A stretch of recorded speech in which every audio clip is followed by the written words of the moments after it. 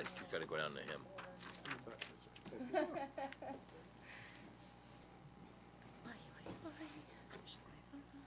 Yeah, right? Well, my kids, one just ends wrestling, I bring one to wrestling. Absolutely. If you don't mind, Diane just asked if we could actually do Stormwater 101 out of order too, so All right. we'll do roll call and roll with that if you don't mind, folks. Okay. Begin with roll call. Yep. Counselor Albert. Here. Counselor Colby. Here. Counselor Brunel. Here. Counselor Lunt. He'll be here maybe. I'm assuming on the way. Yeah, Counselor Crafts. He is excused. Excused. Counselor Ward. Here. And Counselor Crawford. Here. Go for it. And Stormwater. Stormwater 101. You're up, sir. Very good. Dive right in. I'm going to go. All right. Welcome, everybody. This is an annual Stormwater 101 as part of a permit program. I was here to speak with council and planning board, and we even invited some Sabatis folks the last time. That was a couple of years ago now. In 2015, Ryan spoke to the council last year. So as I understand it, I remember you. We spoke the last time, and I think everybody else, and Mark was here when we spoke, but everybody else might be new. So we're going to dive back in.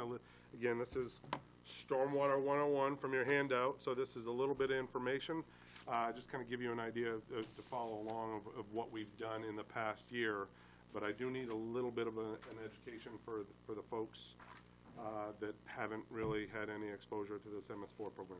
So bear with me, the folks that have heard this before, but this is an EPA mandate coming out of the Clean Water Act back in the early 70s. Federally mandated program. Initially the EPA focused on urban areas of the country, and we had a discussion about urban areas. Sure we'll have more. So we had a discussion a couple of years ago. So urban areas, industry, and that's when, as Bill well knows, a lot of the wastewater discharges started cleaning up the waterways. This started to trickle into Maine. Again, the EPA stormwater program really started to affect Maine in the early 90s. This program has been around for the industrial program, and then the municipal program really got going in 2003. That's when it came to Maine. The state of Maine asked the EPA, can we run our own program here? That's fairly common around the country. Most states ask to have a better hands-on on their stormwater program, so they received delegated authority. They had to demonstrate to the EPA, hey, we can run this program. We know what the regulations are. So that's how it works. So starting in 2003, the Maine DEP issued the first of, we're in the third cycle. It's a 5-year general permit, so 2003 to 2008. Lisbon was not in the program back when. The urban areas of the state are defined by the U.S. Census. So back in 2000, you look at the census numbers, and I remember our discussion from 2 years ago, the EPA or the feds would look at urban areas, so more than 10,000 people in an urban area, not necessarily a town, but in an urban area, urban compacts. And then in addition, if you meet that threshold, if you have more than 1,000 people in a square mile within that urban area, you're in. So in the state of Maine, there really aren't many urban areas that meet those thresholds. So our conversation, I remember we chatted for a while, Lisbon doesn't exceed the 10,000 threshold, but this urban area, Lewiston, Auburn, Sabatis, Lisbon does. Lisbon was not included as part of the 2000 census. You didn't get included in that urban area. Lewiston, Auburn, Sabatis were. The other urban areas around the state, Bangor, 7 municipalities up in the Bangor area. There's the Portland area, a whole bunch of communities down there. And then there's a whole bunch of towns, 5 towns on the southern border of Maine because they're close to Portsmouth, the Portsmouth urban area. But as our discussion, Augusta doesn't meet the thresholds. Waterville, Brunswick does not meet those thresholds. Again, based on the census. So 2003 to 2008, that's the first go-round. You weren't in. 2008 to 2013, second go-round, you weren't in. But the decennial census, the 2010 census, had happened. Lo and behold, somebody's working their magic with statistics in Washington, D.C. They find out that Lisbon is close enough to that urban population.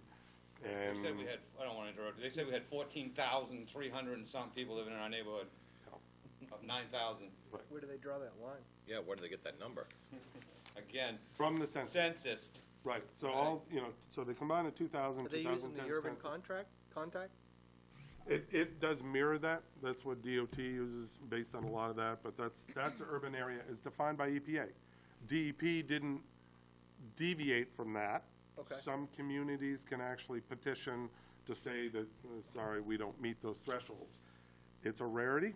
Town of Bradley up in the Bangor cluster was successful in doing that, but similar to Lisbon, I mean, Sabattis is in, smaller than Lisbon, Right. Milford, Maine is in. Batis is in because everything, the contaminant that we're all worried about was coming out of, Sabattis Pond. well, the other Out side of of the pond, Saline. actually coming Oh, from the Wales, falls, but Wales yes. didn't have a town big enough to have anything done about it. So Right. where the ugly was coming from, nobody went after that, and they waited till it went down into the pond, and then from the pond down to the river and into our neighborhood. And then they figured, well, this town and that town's good enough size that this is what we can do, make you jump through. So, Did Topsom get in at the same time?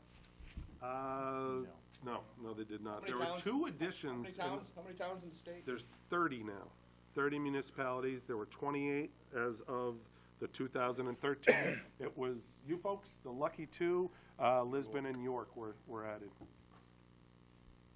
Okay. I'd have So- petitioned it myself. So the rule of thumb is once you're in, you're not getting out. That's been fairly clear Even how you're from found to DP. get in isn't really right. Right. Right.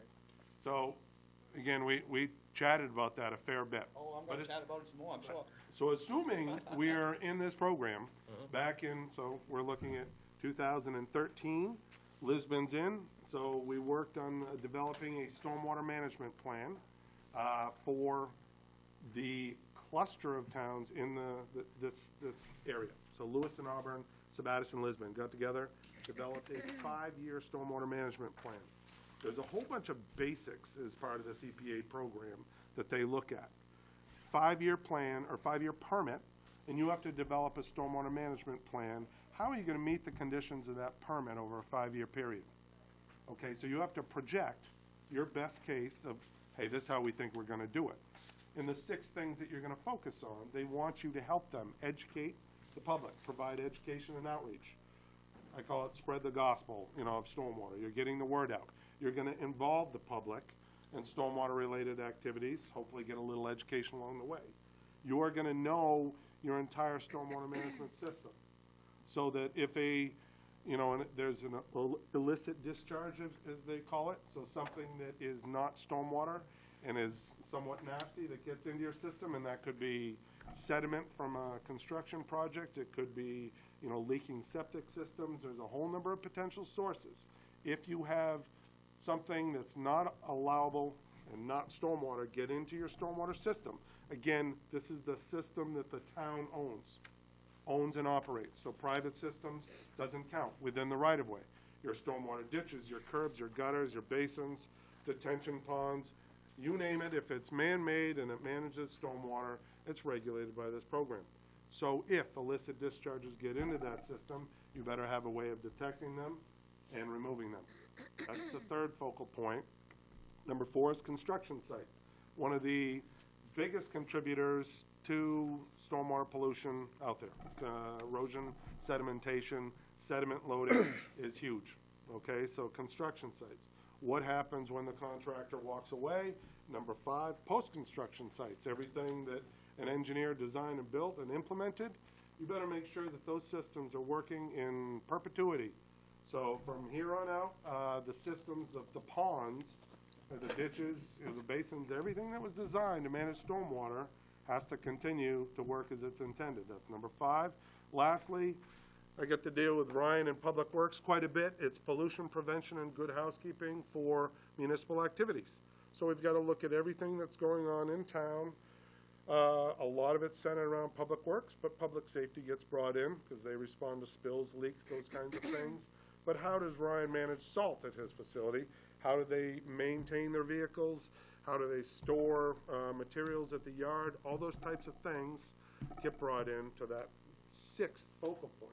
So we look at these 6 focal points, and we look at the permit conditions, and we try to figure out what are we going to do over 5 years, what are our goals, what are the practices that we're going to use, who is going to be responsible for this, and what's our timeline for implementation. That's what we put together for a 5-year period.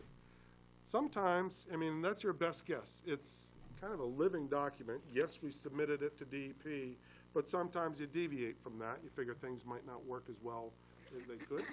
So you adjust and adapt and maybe try something that's going to be a little more effective. So that, in a nutshell, is the program. That's your crash course in stormwater.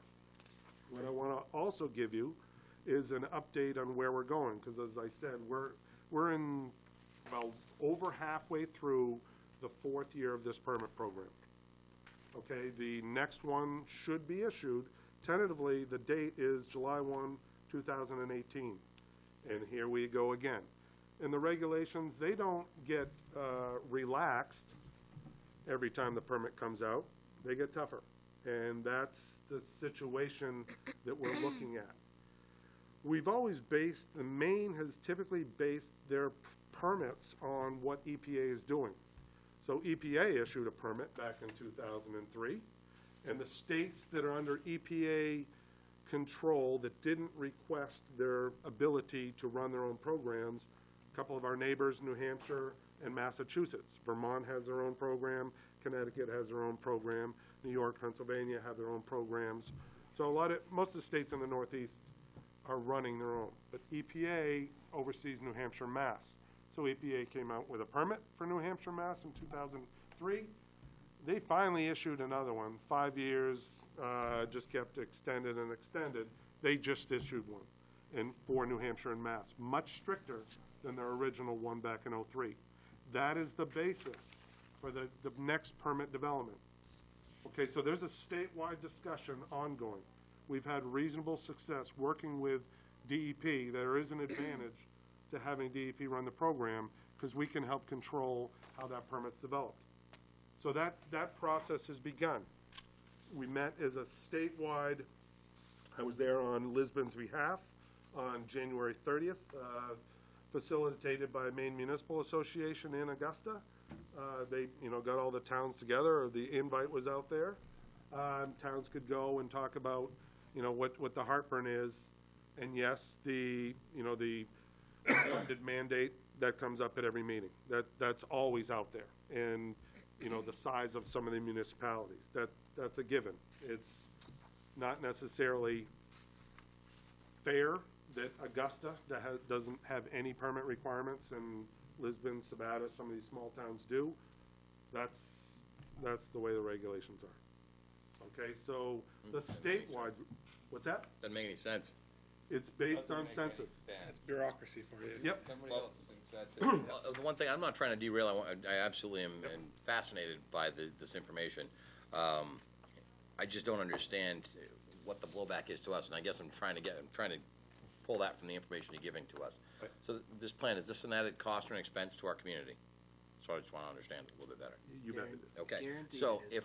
if the census numbers are wrong, if they're wrong, Right. and we know it, and we can prove it, I think You only said- one town's petitioned. yeah, Bradley, as you said, was 128. able to successfully And get won. out of this. Right. I think, just based off not hearing everything you have to say, I'm not sure why we're even considering a plan if we should look at the numbers and say, this is wrong, we think we should petition to be out of this because we don't meet the criteria. That's just my initial, I don't want you to run down that road with us. It's a good idea to have a plan in place in case they say no, but I'm not a big fan of this, wasting our time and money with this if we got lumped in there for no good reason. I was not engaged with the town. I worked Yeah. with all of our associates. We weren't engaged at the time that the original plan was developed. So typical process, you would receive a notice. Yeah. There's always a stakeholder process. The same meeting we had on the 30th was held before the last permit was issued. Okay. In 2000 and, well, it'll be 2013. Yeah. So there would have been a public notice process. So something at that time would have given us that opportunity? I believe so, if you had any issues. So To are my we too, knowledge, nothing was ever pursued. so too far gone at this point is what you're saying, or do we still have remedy? I can't say that for a fact. No, I get it. I will, I guess, I'll tell you, my own opinion, I'd be amazed if you could get out of this. I'm just I mean, telling you. if it's gonna be a legal thing, that's gonna cost us more money, we'll go blind versus putting the program together. I don't know, this is just me spouting off, guys, what do you guys think? You know- Where are we at? I mean, if the, The only gentleman sitting here 6 years ago. I remember, What was the I tone? remember having the exact same frustrations. We had the same argument of, it makes no sense that we're stuck in We, this. we didn't talk about this 6 years ago, we talked about this like 2 years ago. when Right. this- 13. When I came on 3 board, years No, ago. and you were asking me a whole 13. bunch of questions. Right, Yeah, I remember. so you were sitting there too. Oh, I was here, yeah. Okay. Right. I think you probably had an opportunity to quibble about this. We're pretty nobody- far in the program. Nobody wanted to quit, nobody but Chris was screaming about it. So it really never went nowhere. I'm a big fan, don't get me I wrong. saw no petition, because you know, if I'd have known about a petition, I'm a big fan of clean water, but when somebody comes in and I hear the upside of what you're saying about DEP, and I don't wanna sound like I'm not a big fan of, I don't think anybody's not a big fan of clean water or keeping our water clean. I think it's the exact opposite. When somebody's dictating to you based on numbers that aren't, we're getting lumped into a program that, based off numbers that aren't right. That's the first thing. And the second thing, if it's gonna be a cost to us, do we get any sort of funding from the federal level to help support us? Not gonna happen. Yeah, so if, there we go.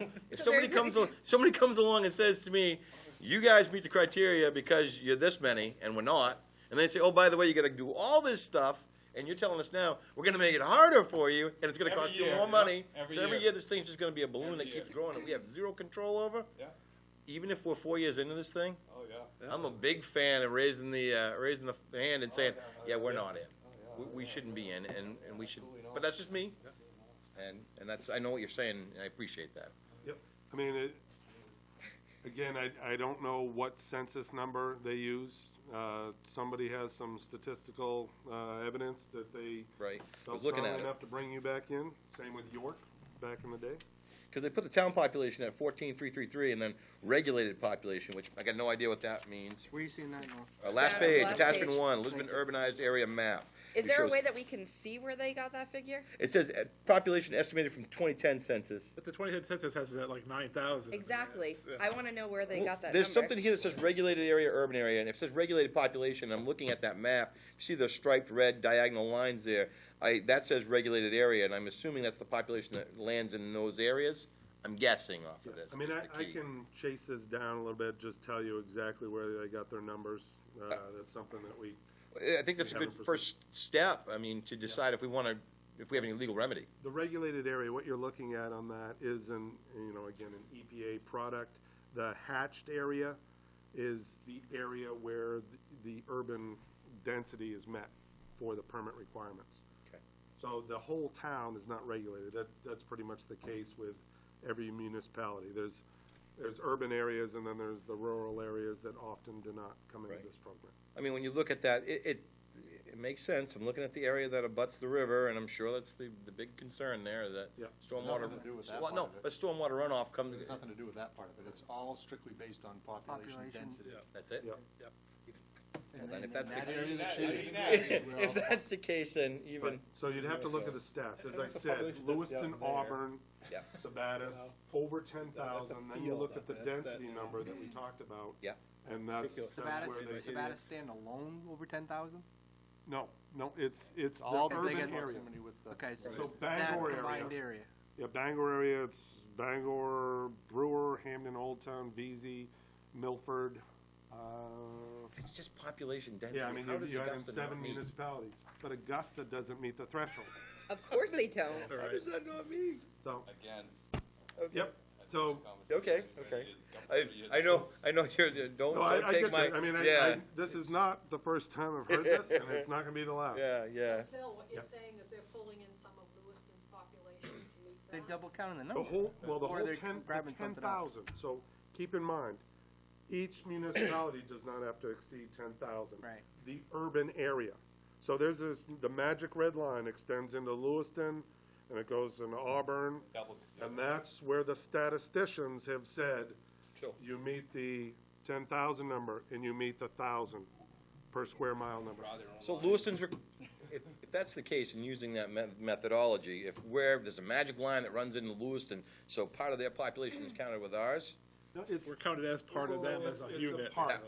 the whole urban piece, so they're responsible for one of these as well. here's what I'm gonna right? have you do. And this, this was a crash course, and we're diving in pretty deep. Right, There are some really good fact sheets available from EPA. Okay. Okay, so take a look at that. So all of the background information, you're not gonna get that from DEP. They would link you to EPA. But I would recommend, to help you understand this, and I think I gave you some websites last time. I'm gonna provide the same ones That'd be again. great. So That would be take a great. look at the fact sheets. There's a justification on how they determine these urban areas. Right. And that'll probably, it's not gonna make it easier, Yeah. but it might help you understand. Right, no, get it. And if at that point you choose to pursue that, then I'm sure some EPA lawyer would probably be happy So- to.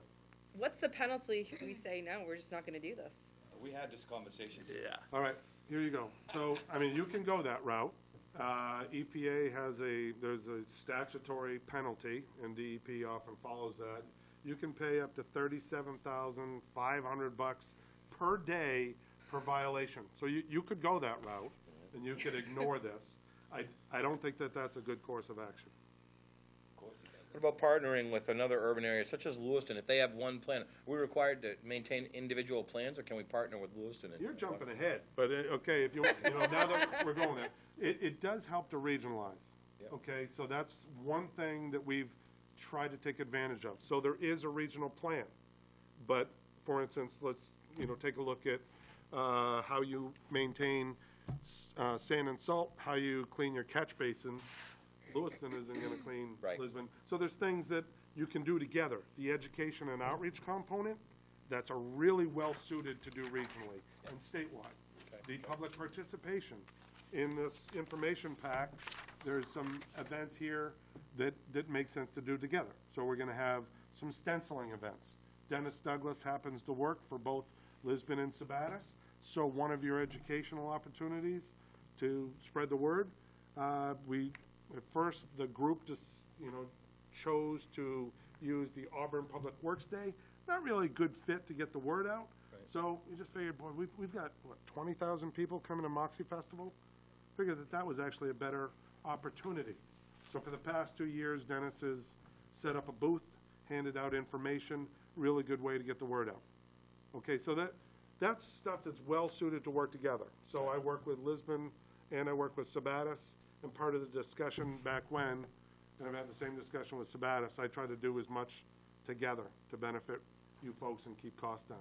That's just how it works. I do a whole bunch of, work in the Bangor area, I work in the southern Maine cluster, and every opportunity I can see to save a buck by working together, that's what we try to do. But some stuff, construction site activities, inspecting your sites, Lewiston or Auburn is not gonna do that for Right. Lisbon.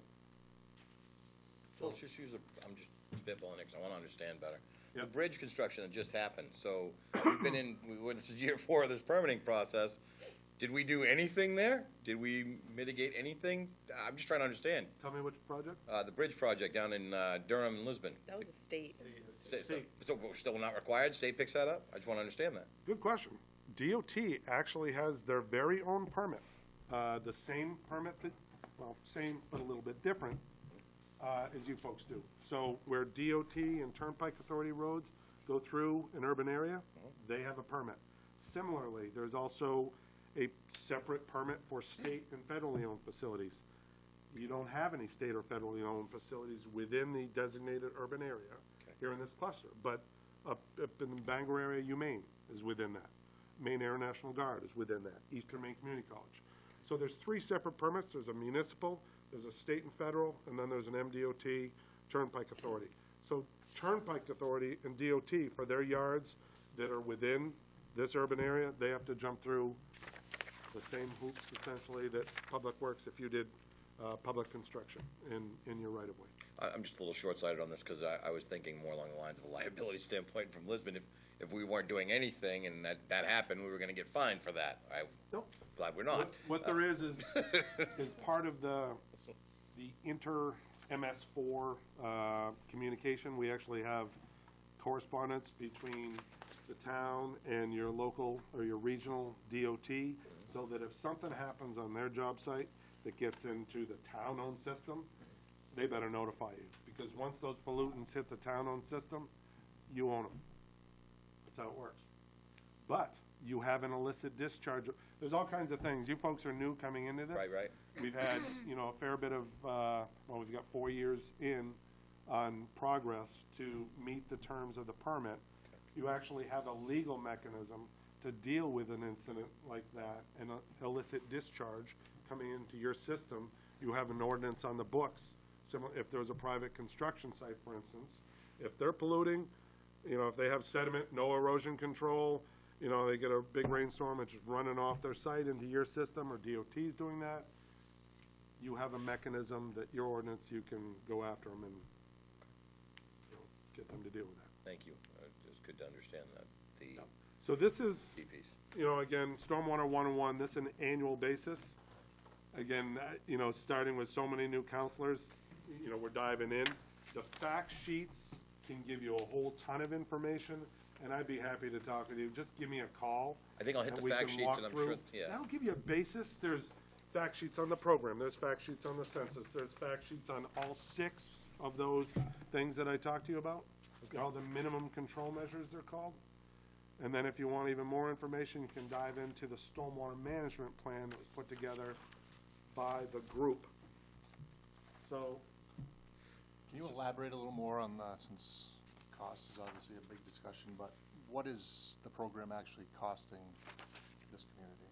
Above and beyond Yep. what is required, work that needs to be done anyway? okay, consulting and the whole bit, or what are we talking? I mean, the majority of the last 2 years, Yeah. 3 years that we've been working with you, it's been finalizing plans that need to be in place. Right. Collecting data on inventory, creating a electronic database of sorts. Right. For us to maintain records of what we have for inventory and what work we do on them. All stuff, in reality, that should have been done to begin with. You have a stormwater system that wasn't properly maintained for years and years and years. And now we have, because it was forced on us, we've mapped all the storm drains electronically. We have inspection forms that are filled out when the guys go out and do any sort of cleaning work. And the sewer department guys, because they're the ones that are trained on the sewer cleaner, they're the ones that go out on an annual basis and clean the storm drains. It's been a benefit from that standpoint. From asset management, it's been a. Right, a and huge I issue. guess, Yeah. and I guess that's my point, of the stuff that we're doing now that we should have been doing anyway, how much of that cost is above and beyond that associated with the consultant type of work? I mean, I know that, Yep. Everything we've done has been for permit requirements, and what accelerated this process? Because you started with a permit program in 2013, even though you're one of the 2 newest communities in the state, the DEP, and what we've found now, EPA is poking the DEP, even though DEP runs the show, EPA is still the mothership. They're poking DEP to take more of an enforcement mentality. Okay, that's a fact. They want DEP to be tougher. So in response to that, DEP said, we're going to start doing audits of every municipal program or every MS4 program, the state and federal, DOT, and all the towns. We're going to start that. So even though you were barely in the program, year and a half, and DEP said, we're coming to Lisbon, we're coming to Sabatis. They've been visiting all these other communities as well.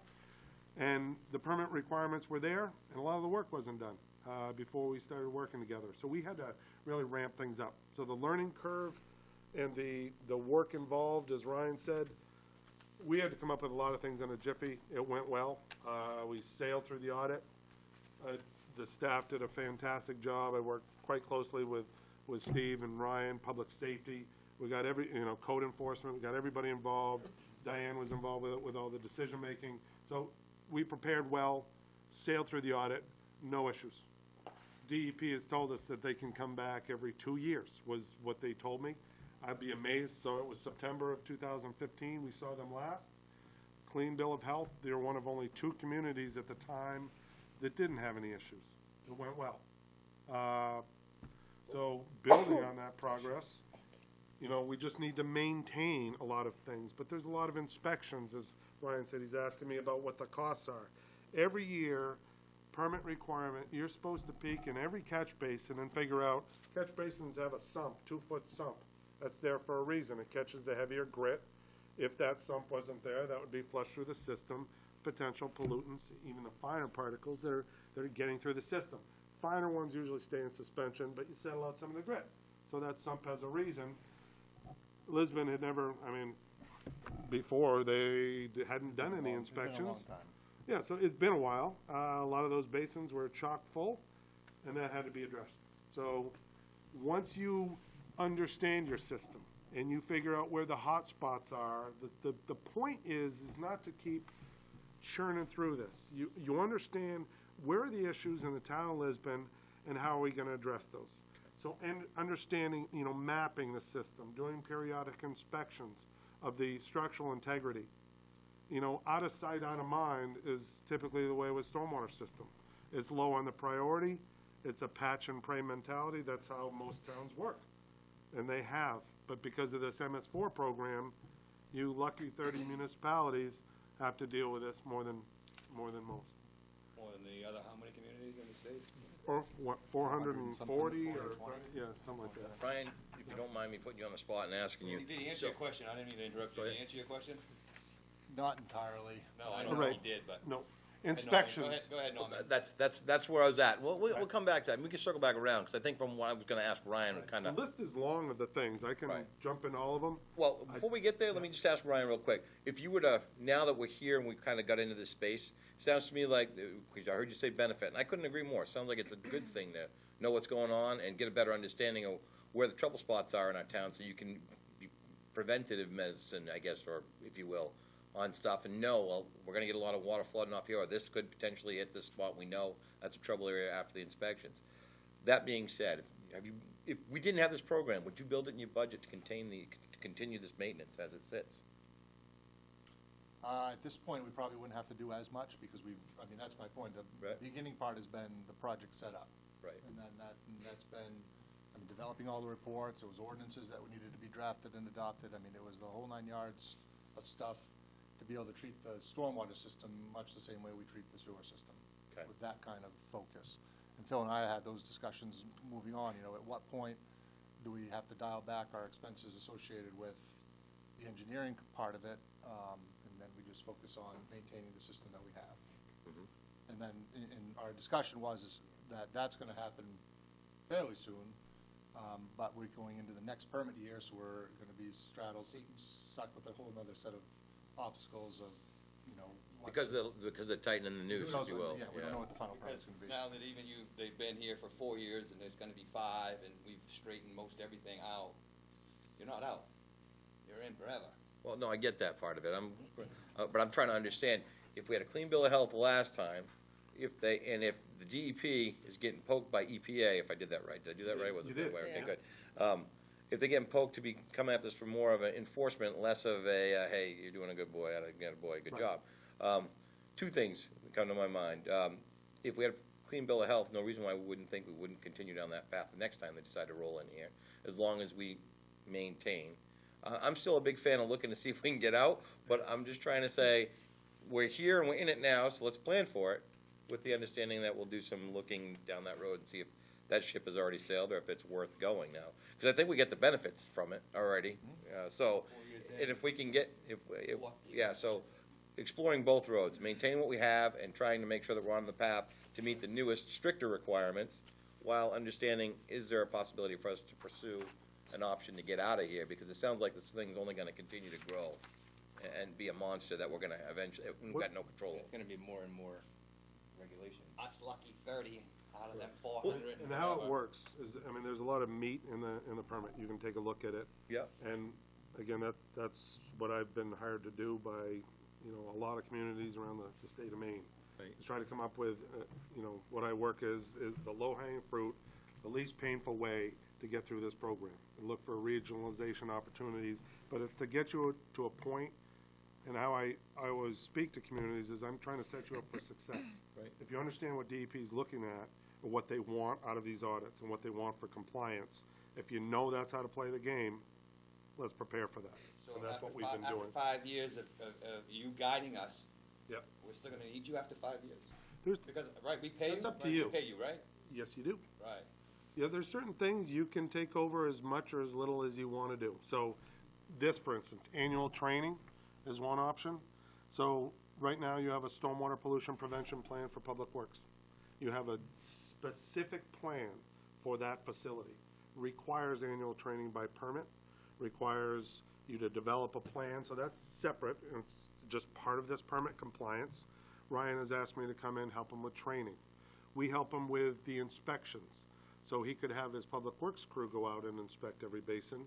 What I usually do is I hire a whole bunch of engineering interns every summer. I am right near the University of Maine. We have a good partnership with them. I bring on a bunch of interns, cheap labor, and they go around and do a lot of that inspection work. So a lot of towns ask for help with that.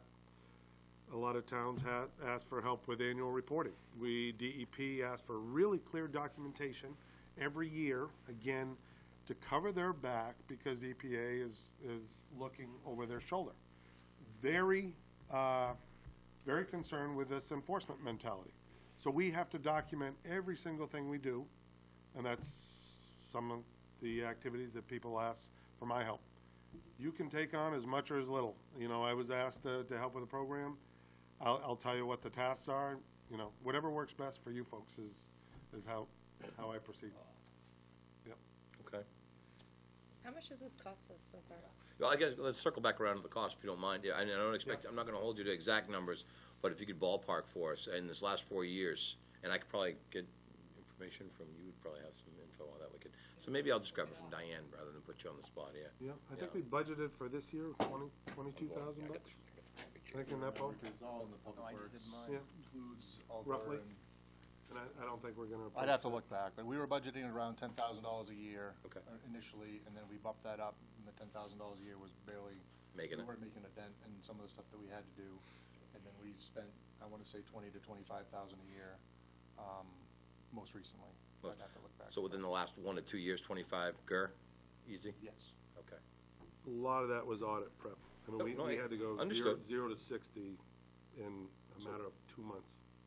First 2 years, then 10K a year, and then maybe the last 2 years. Yeah, and that was, I mean, that's what we found, that the 10,000 a Yeah. year initially was just, it wasn't sufficient to, because we weren't doing as much those first 2 years as we should have.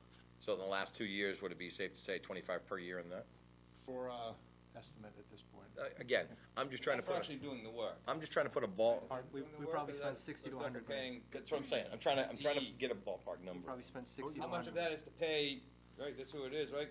Stillwater Environmental Engineering, that's you, right? That's Yeah. me. Out of that 25 grand, how much is to pay in? Or is that separate? it. That's it? That was 20 the consultant. 25 That grand. was the it- consultant cost. It's be able to manage a program based off what he Manage just, the I get program, that, I understand what do you're the saying. We can inspections. own as much, that number could come down based on how much of that how much of this process we choose to take on under our own wing. Right. There's certain things that some folks, I mean, just in my experience, they don't feel like dealing with. So Well, it's, and you I'm know, not gonna they sit just here say, and well, you pretend. do this, you do that, and we just kind of go with the flow. Yeah, I'm not gonna pretend it's a good idea for us to take on things that we don't have a strong grasp of either. Yeah. But I just I wanna understand cost. I'm not trying to justify who's here and who's not. I wanna understand what the cost is up to this point, and then from there, that helps us. I'm not making one decision based only on cost. That's just me. I can't speak for anybody else at this table. But I know I'd just like to get a better understanding and have all the facts before I start deciding what I think is a good course of action. Again, I'm a big fan, and I've already said it to everybody at the table here, looking at planning for what we gotta deal with coming at us, while looking at other options to decide if how we got here was indeed valid. Yeah. Since we've been lumped into this program, overall, man hours, whatever else, how much has been spent into this? That I couldn't tell you offhand. It was explained to me, because we met with Lewiston Public Works staff, when we heard we were gonna get lumped into it. And the way it was explained to me there, and it does make a lot of sense, is that most of the program we're already doing were already budgeted for, because we're already doing it as part of our normal operations, street sweeping, you know, a lot of that kind of stuff. The stuff that we weren't doing enough of, and part of it being a financial issue, and part of it just being, and the other part was we didn't have the equipment in-house, was the storm drains and the lines themselves. Those were not getting nearly the attention that they needed. And that was, again, a budgetary issue, and until we got the new sewer truck, we didn't have the equipment to be able to do it. But in terms, to be able to really, I don't know offhand. I'd have to really sit down and try to figure that out. I'm just, my only point on that was, like you said, it was a budgetary issue as to why we didn't, but instead we're being told, we don't really care what your budgetary issue is, you're still paying it. Right. A lot of the implementation is on the town. Right. Public Works does quite a heavy load, code enforcement as well, the inspections, those types of things, so town staff. Ryan, how much would you pay for that new truck? 315,000 and change. There you go. We needed that for the sewer department anyway. We Let's- needed it We needed anyway, the yes, truck, we did, definitely, yes, we definitely, did. no doubt there's No, but it's just great how the federal government tells you that you Well, have to do something regardless, and on false information. Hey, Phil, you might have an understanding. Welcome to but- America. but maybe you might have a little bit more insight on this. With the current change in administration in Washington, I knew you were going there. I knew you were going there. I know, I realize that might be geared more towards the business community, No, but no, how I- about helping out the municipality? No, okay, funny question. I knew you were going there, but I do a lot of industrial work too. Yeah. So I work with a lot of sawmills, and the same questions asked. So I bet. They want to do their work, and they don't want to deal with the regulations. So they figured, okay, now that we have a new president, new administration, I can just wait this out, right? And my professional opinion, okay, you hear a lot of discussion about climate change regulations peeling back, loosening up some of the, the fossil fuel stuff. So, I mean, that's been out there. Clean Water Act has been around for a long time, so early 70s. You just meant, I think it was you, just, you like clean water. So some of these doesn't? programs, I don't see them being dialed back. That's just my opinion. So this program, again, is run by the state of Maine. So they ask, so the federal, the EPA, maybe they would be restricted a bit. I guess I will be surprised if the state of Maine rolls this program back. Clean Water Act isn't going away. Some of these regulations, the stormwater program isn't going away. In my opinion, I don't see this particular program being reduced all that much. Some others might be, but, and I've read up on it. Let me ask Ryan a quick question. Before this thing ever came at you, what was our plan regarding stormwater drains, stormwater management in general? Did we have one? That was before my time as the Public Works Director. Okay. So when you arrived, was there anything in place?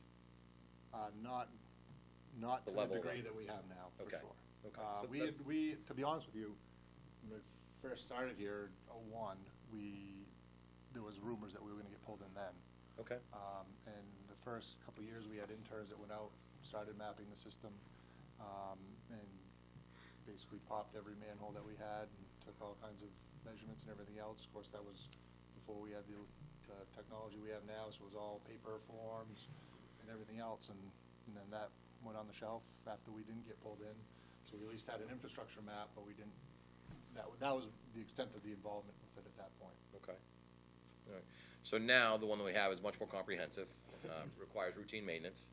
So we're definitely more in tune and probably the best we've ever been as far as managing these systems. And from an ease of access standpoint, it's a web-based program that we can access from any device. The sewer department and Public Works share a tablet. We use that to track all our inspections and reports, and everything is saved off-site in the cloud. And we also have a Google Drive that's set up with all our mandated reports and plans, so that way, in the event of an audit, all we did was we sat in the conference room, pulled it up on the big screen and showed them everything. A lot of paperwork. Nice. A lot of paperwork with this program. So we've gone a different route. I'm going to give you an example. So here, the first consent agreement in the state was just handed down recently. I think it's open news now, but town of Gorham. They received an audit, didn't fare so well. The number I heard was around $20,000. Plus ramp it up, have to do all the things that they're supposed to do, and they had to hire new staff, had to do a bunch of stuff, so. That was the most recent example.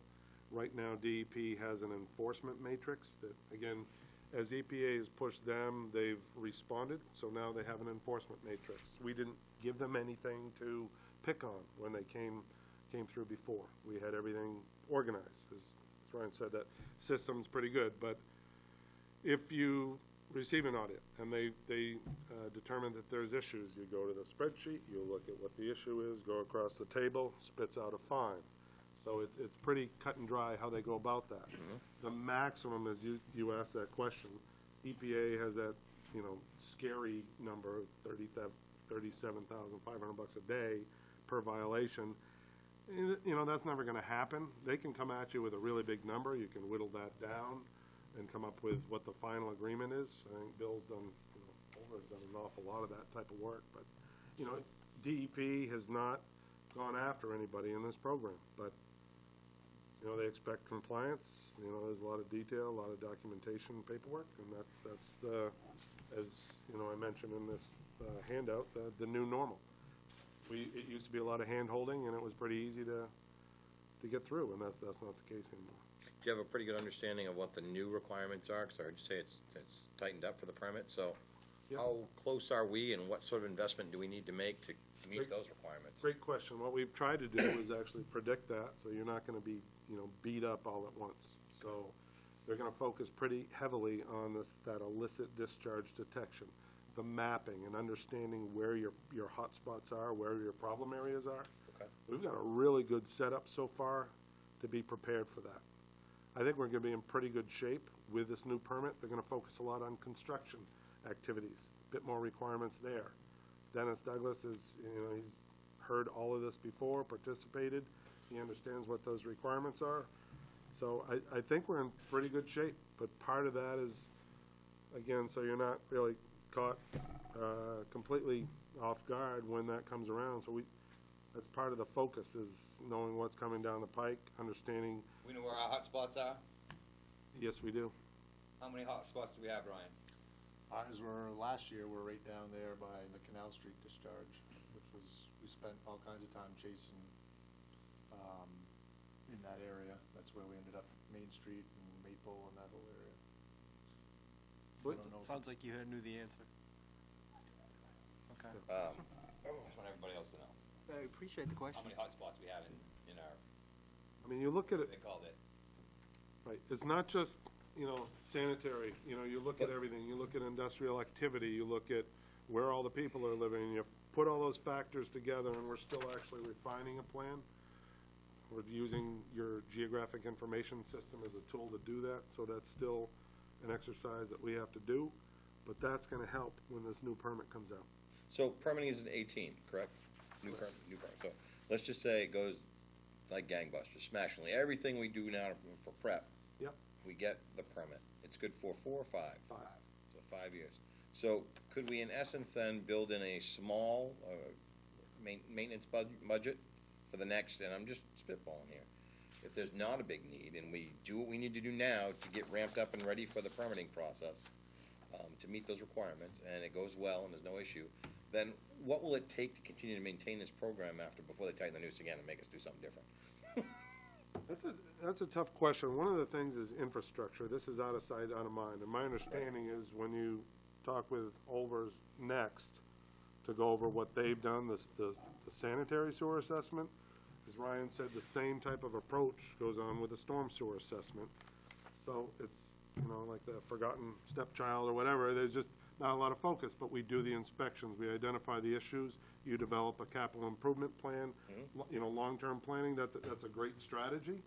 Several towns I work with are working down that path. Several are still using that patch and pray mentality, but it's a better way to manage your assets. Understand where the issues are so that you're not in a panic when stuff goes wrong. No, I think I agree with you there, but I just want to understand how much we have to, and I know you can't quantify that right now, I really but can't. yeah, but just trying to understand we're gonna move to get, ramped up to meet the expectations, you got that part. Then after that, you say it's maintenance, inspection, is that what I'm hearing? And every year after we get the permits, it's gonna be. Inspections, training, reporting, documentation, you know, it's the pretty much standard issue, and then Do we have that on cruise control right now, that we could get just a ballpark, or where we're, you know, how many inspections are required yearly? Is it annually, is it biannually? How many trainings are required under the federal regulation? That's what I'm looking to kinda get some numbers together, cause you tell me 2 trainings a year, Norm, and I gotta do 2 inspections a year every 6 months, I can start to put numbers on that. I can start to put money around that and understand, okay, so we gotta ramp up in permit year, but then every year after that, general maintenance for this, and at least this next permitting cycle would be this. That's easier to budget to. correct. And I've given Ryan the detailed budgets for this year and last year, just itemized. Okay. So that we could work down that path. Right now, again, we have a stormwater management plan. You're trying to meet the current conditions. But I'd love to give you, you know, a bit more detailed breakdown so that you can have that. That would be great. I think that's where I'm looking for. We're just starting as I said, the DEP is really starting to look at the new draft of the next permit right now, as we speak. Okay. The statewide group met just to go over concerns. Now there's gonna be a series of stakeholder meetings over the next several months to talk about what's going on with the new permit. And, you know, we have a pretty good guess where the focal points are gonna be. State of Maine is gonna propose a permit, then EPA is gonna review it, and they're probably gonna push back. And then it's just a tug of war on the issues that the state of Maine wants to have in their permit, and the regulated community doesn't wanna have in their permit, and you just do a little dance back and forth with DEP and EPA. And then you settle on a permit, and the next one's supposed to be rolled out July 1 of 2018. So could you do a schedule, like a 5-year schedule, to help the council? It's like each year for the Certainly. next 5 years, this is what you need to do. Certainly. I think that's probably what you're looking for. You're absolutely nailing, and you hit the nail on the head. Yeah. Understanding what we gotta ramp up for this year, with what's gonna be budgeted to get this permit, and then after that, maintaining it to next budget cycle for this thing. So Phil, you've been doing this since 2001, is that what you said? I've done MS4 work since 2003 when it came to the state. So it's been around for 13 years plus? Yep. In 13 years, it took the DEP to rope in 30 towns. So They how many started towns- with 28, and then there weren't any added in the Started second with permit. 28 in 2003, Yes. 28 communities and however many. and then 10 years later, it got 2 more? Yeah. Oh, man. How many years is it gonna take to get every town in this state in this program? You're never gonna get every town. And how come today it doesn't rotate? How come we're not in for 5 years, and then somebody that's not, they're in for 5 years, and somebody that's not, they're in It's a for 5 really years? good question. How come that's how come, so we get the whole state on the same page, instead of just beating up the same people every year, over and over and over again? That's what I don't understand. That doesn't make any sense. It's great that you come in the neighborhood, and you offer your services to us, and you help our neighborhood get a little cleaner and a little smarter. It's great. I mean, I'm all about it. Yep. After the 5 years, we shouldn't have to be calling you up for anything, or anybody like you, as far Yep. as I'm concerned. Yep. Because after 5 years, you training our guys are all class, all our sewer guys, all our guys, everybody, even the water department guys, everybody has got a license. You know what that means? That's a state requirement that we have to go and get, so that we're doing the right thing, and we're making sure that the storm water, the soil water, and the drinking water is right and portable, and everybody's doing their job. Right. That's what gets me right there, you know? Well, how come Now, we the other- have to continue, and again, it's based on non-factual numbers. That we're in, after 10 years, we was just lucky enough to get sucked in. When this came up, why didn't the council that was here? You better ask the rest of them that are not here besides Mark. You know, I wanted to object at the I think time, but, you know, then, we were you know told how that I we feel had about no it now. chance at all, and the manager at the time didn't wanna go, didn't wanna fight it. Okay, so, I think we could look backwards for. well, no, I mean, it is We a were told we crucial had no part chance of of getting out of it, why unfortunately. was this not questioned? Because What's that questioned? would have been. Wait a minute. It was questioned. Yeah. You're looking at the only guy that questioned it. Right, but The what, 14,000. I think that it's easy for us to look back and kind of say, well, what the heck, who was asleep at the wheel? I don't think that's the right approach. I don't buy that they were actually asleep at the wheel. I think I that what don't you're gonna either. see in that regard is you're gonna see that, I'd look at it differently, that the numbers that actually got Lewiston involved in this has actually been double counted to actually include another community in us. I'm not sure there was double counted. Well, Take a- well, yeah. where's the 37,000 that's actually in Lewiston, you didn't use all of it to actually include Lewiston, Auburn, and Sabattis originally. So there was some of that population base to actually be put with our 9,700 to get to the 14,000. Well, also I the think way, that's the way what the I see. the way the map is drawn too, you know, there's a Right. you know, if you delete that little bit there, this is a separate urban area, which is what it really is. But you know, they make a little connection Right. arrow, so that's counted as Yeah. one urban area. And I said, There's some interesting statistics and how they've done this, and good luck trying to figure that Yeah, you out. know, you can- No, it's the Well, Washington. of course they DC. don't want you to figure it out. Statisticians can Don't actually bend question them me, however just they want. pay. Exactly. Can I go back to another point? Your 5-year plan associated with that in Lewiston, stormwater is actually a separate item in their capital improvement plan, so I would like to have that in that environment as well, too. Doesn't mean that it actually rises to the level of some other infrastructure, it just means the fact is, it is part of the capital improvement plan for a reason. So you can look at the whole basket of goods for needs. One thing to consider Yep. is, in other communities around the country have done this, and a couple in Maine, actually start to look at stormwater as, you know, as a specific item, so you have a stormwater utility. City of Bangor, City of Portland, Lewiston. Lewiston, they have a stormwater would- utility. You pay I electric am bill, not, I'm not water convinced bill, that we're sewer actually bill. gonna wanna be putting Correct. down a rain tax. A lot of people, are thinking along those lines. pay And up. that's Yep. per foot, yeah, exactly. Yeah. And it goes up. There is a rain Impervious foot. tax. I got property in Lewiston too. Yeah. Oh, Bangor, it is, it's, point is, rain.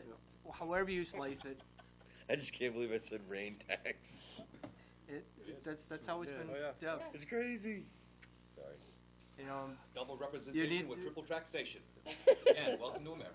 it's a subset of sewer that it needs to be given the same light for capital improvement, no matter how you pay for it. That's the point that I've tried to make.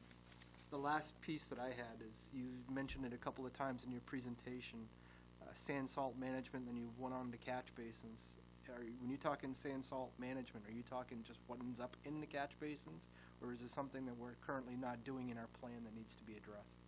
You're doing what you need to in your plan, okay? Yep. So you have, there's best management practices, how Ryan manages storage of sand and salt and the Yep. application of sand and salt. One of the items that we had to do as part of education and outreach, we had to pick a topic. It was a targeted behavior. There's a statewide discussion because of DOT and, you know, all salt all the time. There's a discussion statewide about reducing chloride use. We chose that, most of the clusters in the state chose that chloride reduction as their topic. So Lewiston, Auburn, Sabattis, Lisbon chose that. So what, part of what we did, looked at how the town can reduce their use of chloride. Chloride reduction plan, he started to look at how they apply their material, prioritize the streets in the town, so we have a level of service plan, we have a chloride reduction plan to manage what you apply. Then what gets into the basin, the sand and salt. So you sweep up at the end of a season, after the snow melts, you try to capture whatever you can before it gets to the basin. That's a typical best management practice. But once it gets into the basin, that's in your stormwater system. The permit requirement is that you're going to inspect every basin every year. If that sump is over 50% full of sediment, you need to maintain it. So it's how you store, how you apply, and what you do after it gets in your system. So it covers all the bases. We've got plans, we've got the inspection, and you've got a list of basins to maintain for this year, for permit compliance. In your opinion, Ryan, is there anything that's actually missing from that to start? I'm trying to throw you the softball here, I know, associated with yeah, the I'm facility. gonna catch it if you.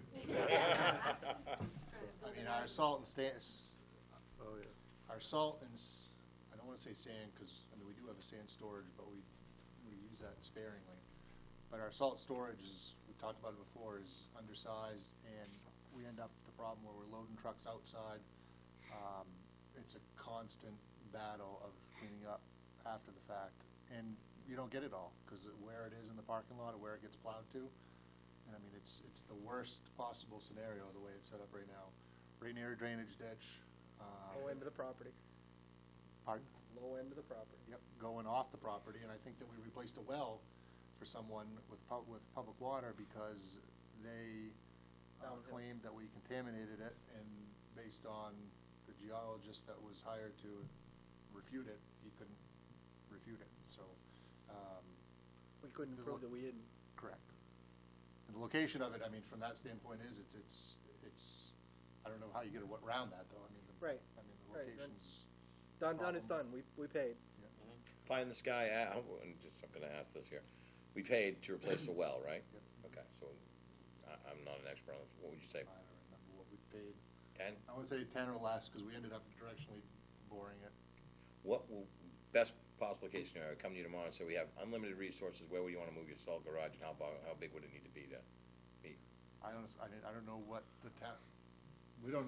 Is there an have much- ideal location that you can think of that's, Where it is, I mean, I don't think you're gonna get much better than there unless you're Route 9 or somewhere else, you know, in that, you know, closer to center, but where we're at, I mean, is pretty good. could we add on to existing structure there and meet need? No, we'd have to, Structure needs to come down. we need to level it and build a new one then, is what you're saying. Yeah.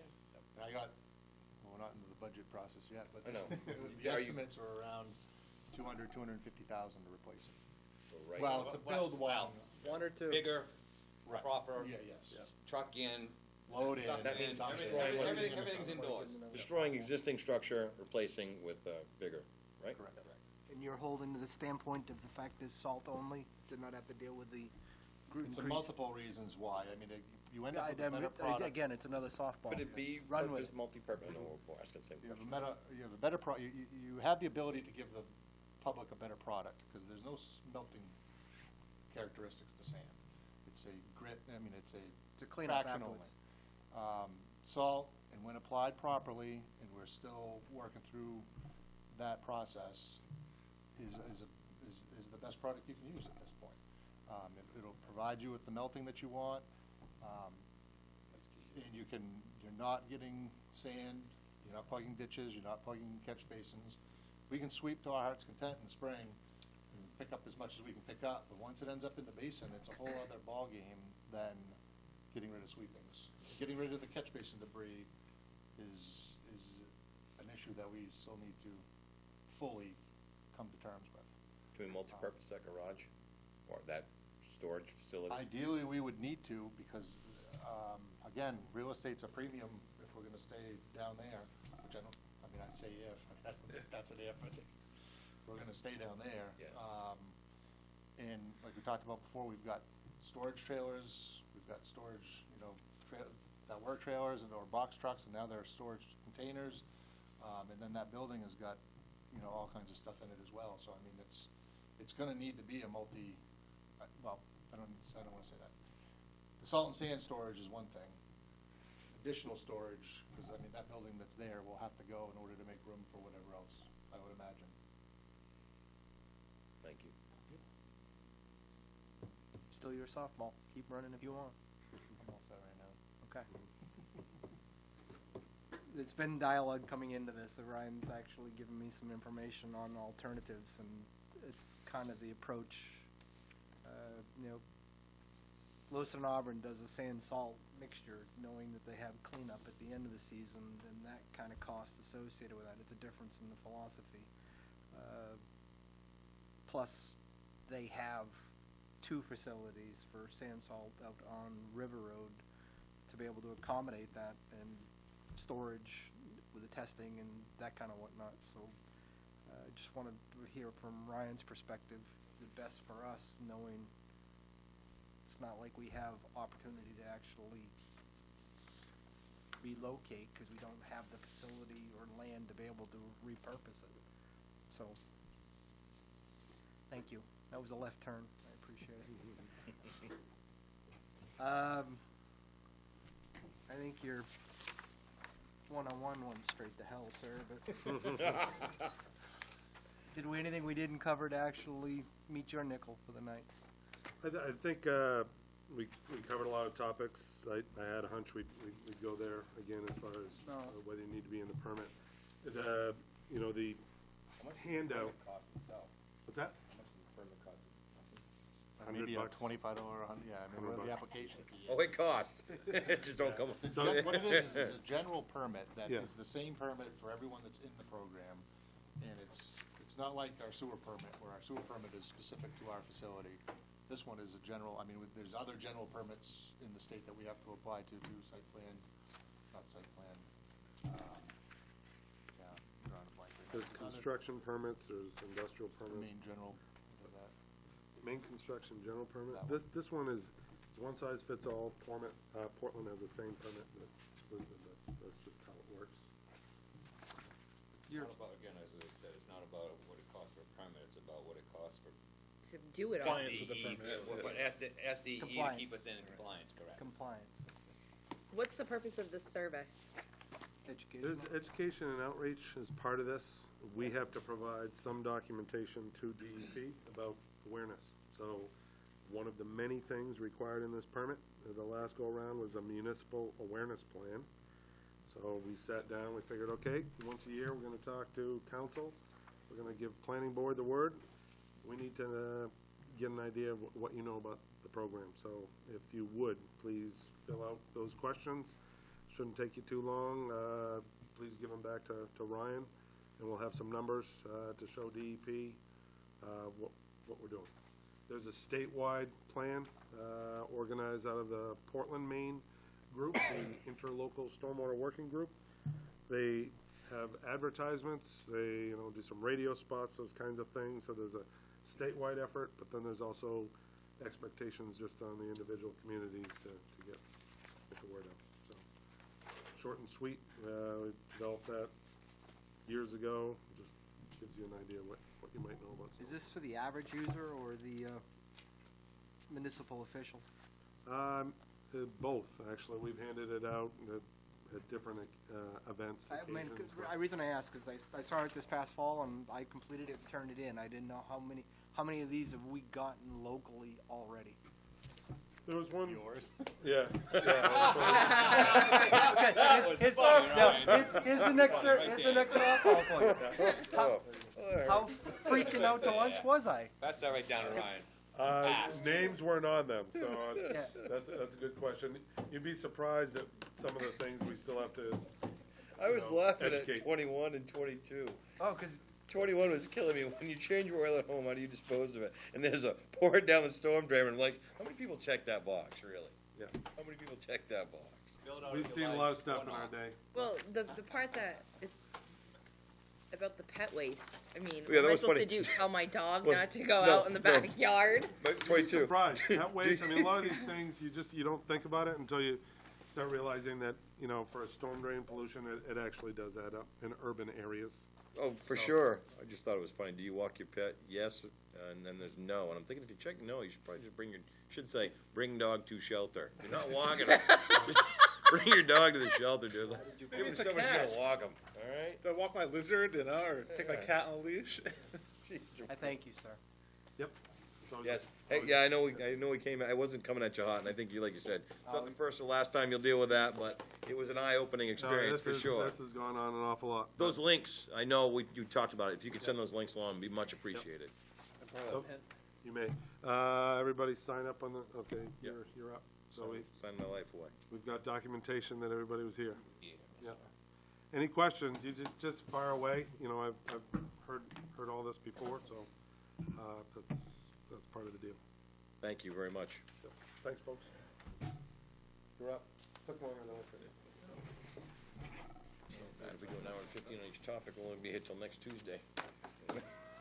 Maybe I should consider getting rid of having big dogs. Just wear diapers when they're outside. That's right. Maybe I should Like a horse. consider not having. I have a horse. do they- Not literally, but If you're worried about the dogs, just report the husband on all the stuff he does. It's all good. That's right. I saw him right. dumping a transmission fluid down the drain. yeah. Look away! Look away!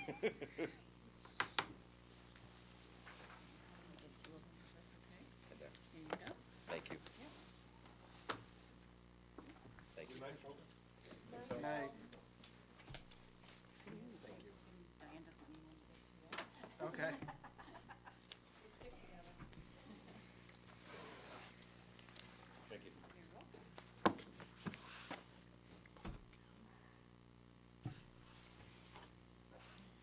Thank you.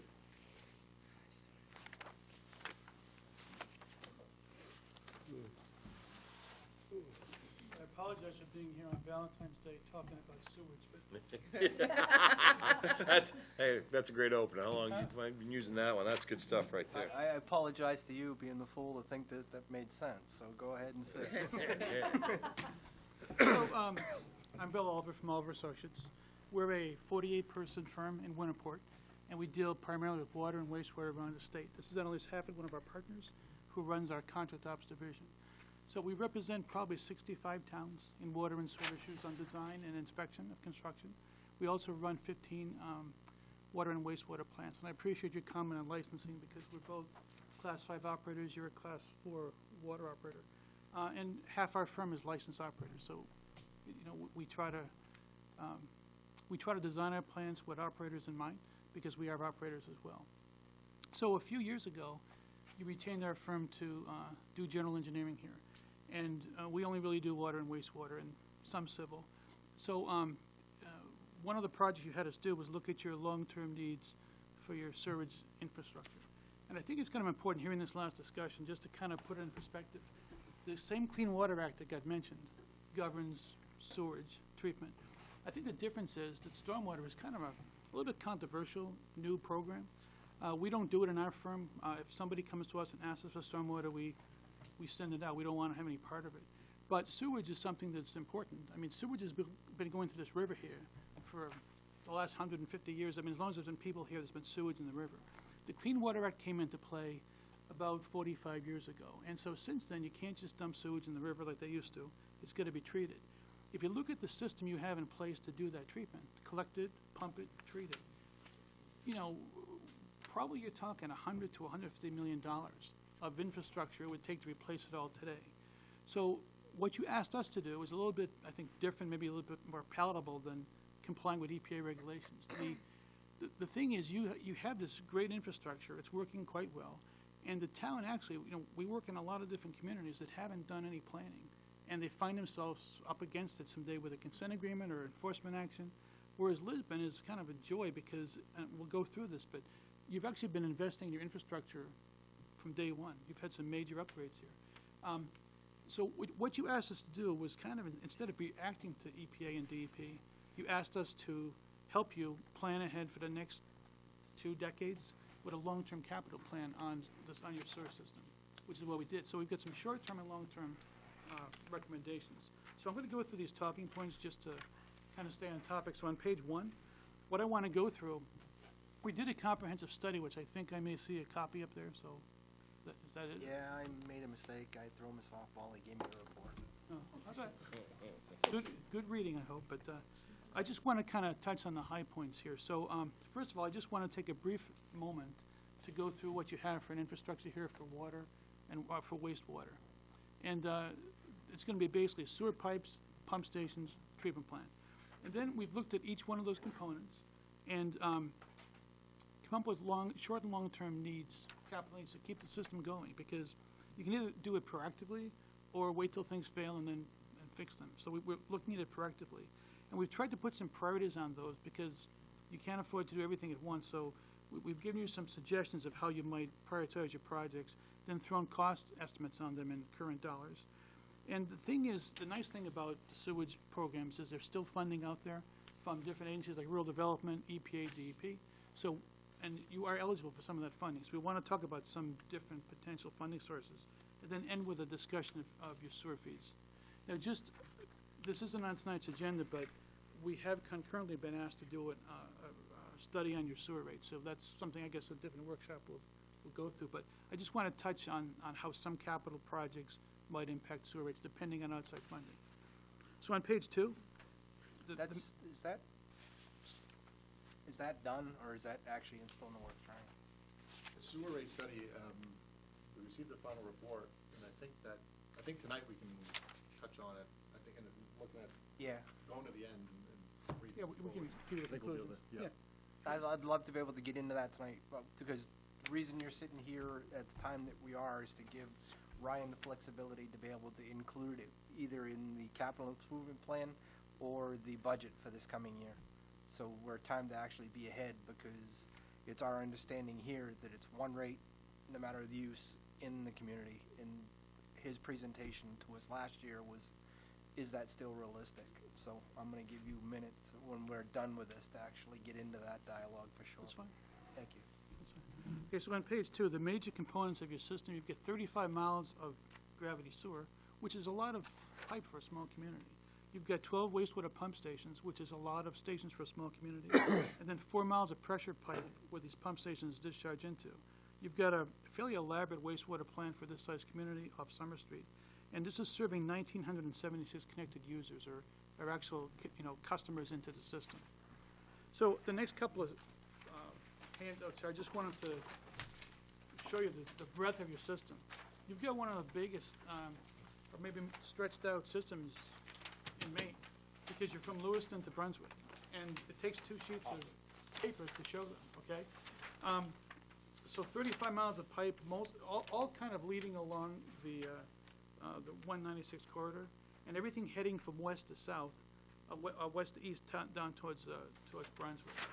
So if you look on just real quickly, these next 2 pictures here, you've got like 3 cluster areas. You've got Lisbon Center, Lisbon Falls, and Lisbon, with different density of sewer lines and customers. But it's a large system. It's really 3 systems in one. Okay, then on page 5, with the colored circles here, because your system is so spread out, you can't get everything to where it needs to go by gravity. So you have intermediate pump stations in 12 locations. And what I want to point out here on this slide is that a lot of the pump stations tie into each other, but the 3 major pump stations would be your D&B pump station, your Route 196 pump station, and the big one is the Davis Street pump station, where pretty much everything in the community goes to get sent to the wastewater plant off Summer Street. But you'll notice also on this diagram that in 5 places there's a red line called an unlicensed overflow point at these stations. Now, if you have a pump station, you're allowed to have an emergency bypass just in case something breaks, to prevent flooding. But one of the concerns I want to talk about is the regulations over the last 20 years are starting to focus on sewer systems and stormwater events. And when you have an overflow point like this, it means if you get too much water in the system, you can have an untreated discharge, which is a big red flag now with the enforcement agencies. I'll come back to that. But on page 6, your wastewater plant is in very good condition for its age.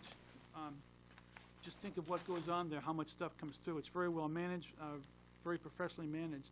But you've got raw sewage coming in at the left-hand top of the sheet here. And just real quickly, the waste goes through screening and to remove debris. It goes through grit removal to take out sand and gravel.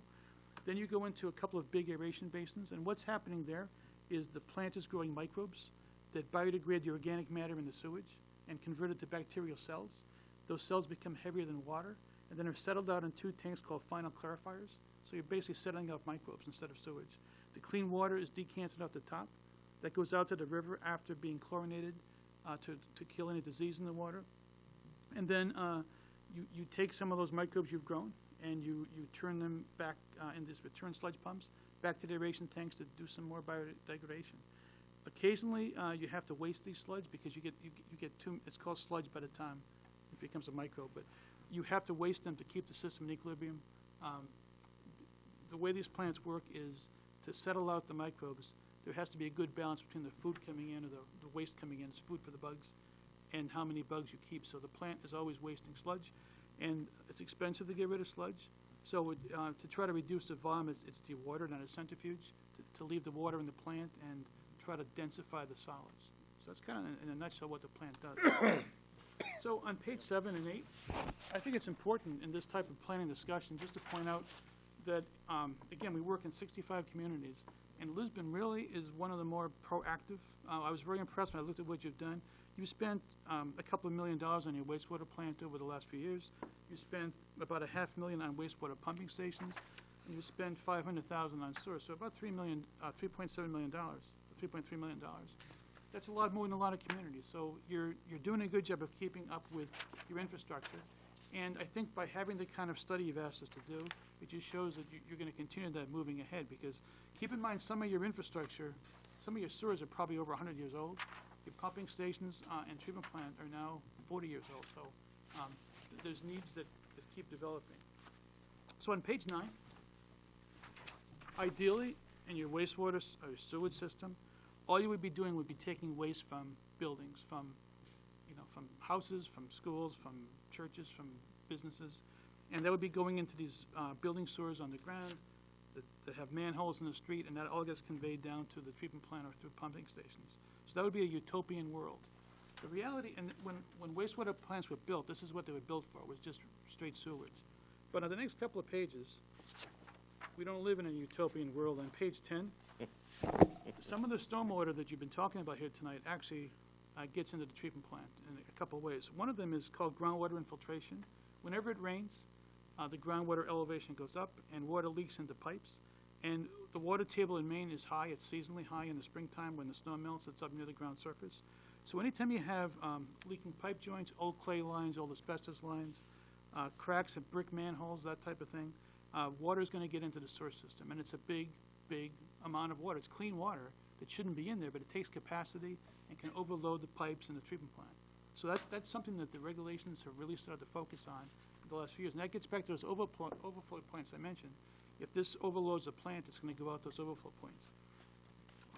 On page 11, groundwater infiltration is kind of a background that changes seasonally as the water table comes and goes, or after a rain event. Stormwater inflow on page 11 is actually a big hit. If you've got catch basins tied in, or people have roof drains or foundation drains, or if a sewer line's going near a wet or swampy area, you can have a rain event that really shows up down at the plant and can actually blow it out of the water, or blow sewers out of the water, and overload pump stations. So stormwater inflow is a big issue in planning a sewer system. So on page 12, to kind of put those issues in perspective, I've listed in the shaded box the average daily flow design capacity of your plant is 2,025,000 or 2.025 MGD, million gallons a day. And the peak hourly flow that you can pump into the plant is about 3 million gallons a day. So if you look on the chart down here, if you look at the last few years, there's some different columns here. There's average daily flow on dry days, the highest day on dry days, like the highest months, then peak hourly flow. And the plant has to take hourly peaks.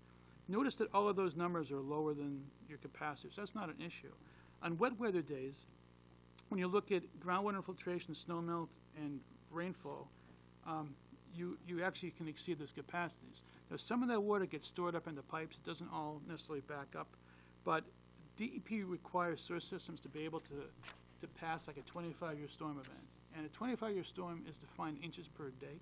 So it's about 5.7 inches per day here would be a 25-year storm. So the system should have that amount of capacity, and that's what these numbers represent. So all this says is there are times potentially with big rain events, if there's snow melt going on and high groundwater infiltration, you could have days when the sewer system can have overflows. And you've had some in the past. So on page 13, these are actually in your DEP license, so DEP knows they're there and they state them. They're at your pump stations. There's 5 places you have to keep checking to make sure that you haven't had an overflow. So along those lines on page 14, as part of this study, you had us go out at nighttime and gauge your sewer system. So we go out between usually midnight and 5 in the morning when most of the water people are in bed. So if we see groundwater in the spring, we know you have leaking lines. If we go out during rain events, we know you have rain getting in. So we did that all through the system. And we've listed here the highest leakage areas for groundwater. So the middle column is the actual amount we measured in the springtime, during spring high. Over on the right-hand side, they're rated by gallons a day per inch mile. So without spending a lot of time on that, the reason this is done is to unitize it. A bigger pipe and a longer pipe should be able to leak more than a smaller pipe and a shorter pipe. So an inch mile is simply the pipe diameter times the length in miles. And so when you take this flow divided by the length and the diameter of the pipe, you can kind of get a sense, okay, which pipes leak worse. So Houston Street was 50,000 gallons a day per inch mile, and that went down to Dumas Street. And we've listed these because EPA guidelines for sewer system evaluation suggest anything over 3,000 gallons a day per inch mile is something that's it's considered excessive. So these are your leaking streets. And then on page 15, we've also went out during rain events, 3 different events, and measured flow. And so this, we try to put this into gallons a day per inch, because depending on the amount of rain you get, you'll get different readings. So these are gallons per day per inch of rain. And you can see you're getting about 1.56 million gallons a day for inch of rain. And again, for a 24-year storm, that'd be 5.7 times that. But you can see the different places in the community that have the highest amount of stormwater getting into the lines. So that leads to page 16. And so to put it together, you know, one of the places you should focus a long-term capital plan is to take care of this water, because this water is getting into the sewer system, it's overloading it, and you're spending money at the wastewater plant treating water which shouldn't even be in there. Notice on the right-hand side of this column, though, if you look at, you know, these different streets, and the report covers them in more detail and explains what we actually found, but notice a lot of these lines are old clay pipes, asbestos cement pipes, and concrete pipes with open joints. If you look on page 17, here's some, we did a lot of TVing, and the town's done a lot of its own TVing. We went through all of your old records, and this is the kind of thing you see. It may surprise you that people actually sit and watch these videos at night with a bowl of popcorn, but we do it all the time. Notice in the top photo, you've got a bunch of roots coming in through a sewer joint. So some of these 100-year-old pipes, the clay pipes, the joints are open, and if a root's getting in to drink out of the sewer, it means rainwater and groundwater is getting in to leak into the sewer. So there's a lot of that we found. The second picture shows some holes in the pipes. You know, some of your old lines are structurally in poor condition. And then the very bottom one, that's a picture of a cracked clay line. And so in the report, we actually have a lot of these pictures, but I just wanted to kind of show you. These are the kind of defects that exist normally in a 100-year-old system, so you're not exempt from them. So on page 18, if you're looking ahead for 20 years, 30 years, and you want to have a capital plan that addresses needs in the sewer system, where do you start with a 35-mile system? Well, our recommendation would be, you know, you would always want to prioritize a sewer, if it's a bad sewer, in a place where there's other roadway or utility construction coming. So the DOT is talking about a Main Street project, maybe 2018. That's one of the bad lines that's leaking. There's actually 2 lines up that street. Some of it's clay pipe. So you really ought to be trying to get funding, if it's possible, to do that line with their project, because it'll be cheaper doing it because the road's going to be built. Secondly, if the sewer's in poor structural condition, and you've got plenty of TV work that shows lines that are on the verge of collapse, or you've had maintenance problems there, those should be prioritized.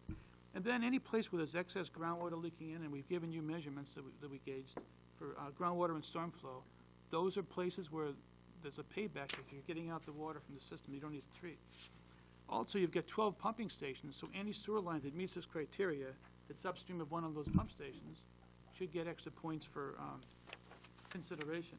And then finally, because of the way your system's laid out with the wastewater plant down near the Brunswick line on Summer Street, you should be looking from west to east, because every flow from the west goes to all those pump stations as it goes to the east. So if you've got a chance to do a project on the west side compared to one on the east, you get more bang for your buck if you go up to the west side. So this is kind of the general priorities in the report. So leaving the sewers for a second and going to pump stations, you've got, on page 19, you've got 12 different stations. Notice on the right-hand side that some of those pumps are reasonably old. Some were put in with the wastewater plant. A lot of them, though, notice that a lot of the dates are more recent than the 1974, say, Brook Street station, because you've been actively upgrading these stations as you've gone, so that's a good thing. The Brook Street pump station was actually put in with the plant, and it's way oversized for the amount of flow. Was there a mill or something there? Put in St. Ridge by that, to service that mill that was there on Mill Street. On Juliet Mill. Yeah, so, but you've done a lot of work on your stations. On page 20 in the report, we looked at each station and have different recommendations, and of those, again, the 3 major ones, that, first of all, the Davis Street station is where everything goes to. That's a major pump station that probably needs the most work of any of your stations. The Route 196 station is your second most important station, and D and B. All these other ones are little stations, so for the most part, they need things like maybe a generator, telemetry upgrade, that kind of thing. I'll talk about prioritizing in a second, but the Davis Street Pump Station is probably where you should be looking in a short term, because there's just a lot of things that could go wrong there with a lot of bad repercussions. Then page 21, the wastewater plant has had 2 major upgrades, which again is commendable. A lot of times we get brought into plants when they haven't had any upgrades in 40 years and they're falling apart. And your plant is really well maintained and in good shape. There's 3 things that we noticed there, though, that we think are probably your more immediate repairs. One is you only have 1 sludge centrifuge. If that thing goes down, you can't get sludge out of the plant. Plus, a centrifuge is a very costly piece of equipment. It's turning the sludge fast to dewater it. That means fast motors, a lot of wear, a lot of power. So there are some other pieces of equipment now that are cheaper to run, and we've talked about like a screw press or some other things there. But you really should have some redundancy in your system for dewatering, because the whole idea of your plant, once you clean the water, is to get rid of the sludge. And that's a kind of a time-bomb piece of equipment. If that goes, you're really in tough shape. So that's one thing we talked about in the report in detail. And then some of the controls that run the dewatering system. There's a lot of instrumentation in wastewater plants, a lot of electronics. You'll notice here when they actually had, I think you had a belt press in here, and then it went to the centrifuge, and they actually kind of tried to hybrid the old controls and the new controls. So this control panel here is kind of archaic, and as part of a dewatering upgrade, you really should look at that, because some of this equipment is probably hard to replace now. And then another thing we talked about in the report is a chlorine contact tank. That's a less step in the wastewater process. You're adding chlorine to disinfect the pathogens or disease-causing microbes in the effluent, and you're adding bisulfite to take that out. This tank is really way too small for current standards with the amount of peak flow you have in the system. So the short-term things we think you should look at would be these at the plant. On page 22, and again, I'm not going to go through this in a lot of detail unless you ask me to, but we listed other projects like added sludge storage. Oh, you didn't get one of those? Okay. Okay, I'm sorry. Sorry about that. Okay. So there's other things at the plant that you might look at in a longer term.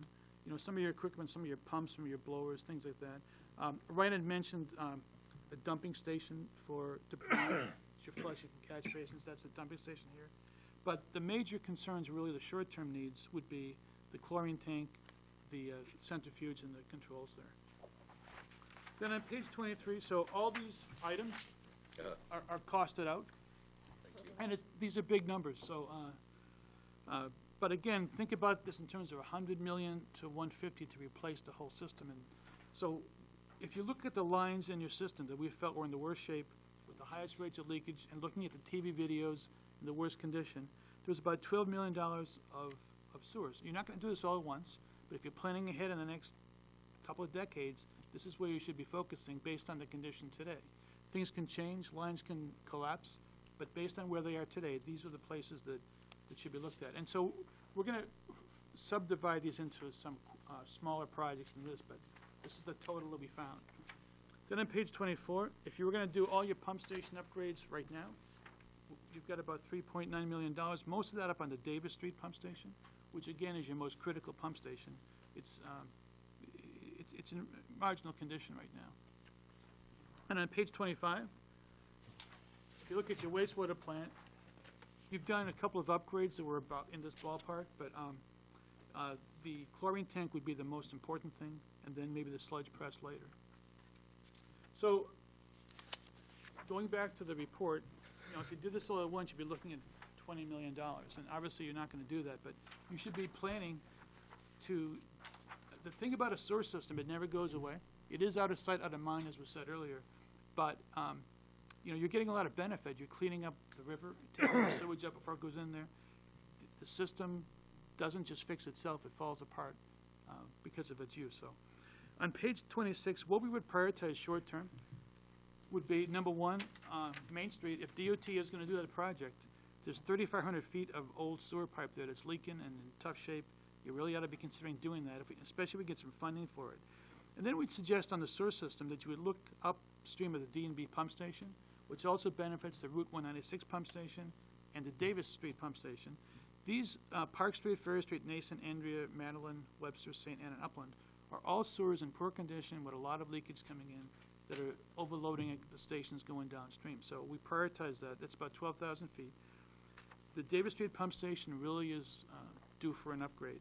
And then the treatment plant chlorine tank, we thought were the most important short-term projects. And with the sludge press maybe being a stretch goal. Hey, before we jump off of that, can I ask you a quick question, or would you prefer I wait till the end? No, anytime. Okay. Just, that Main Street sewer project is the top of the priority list.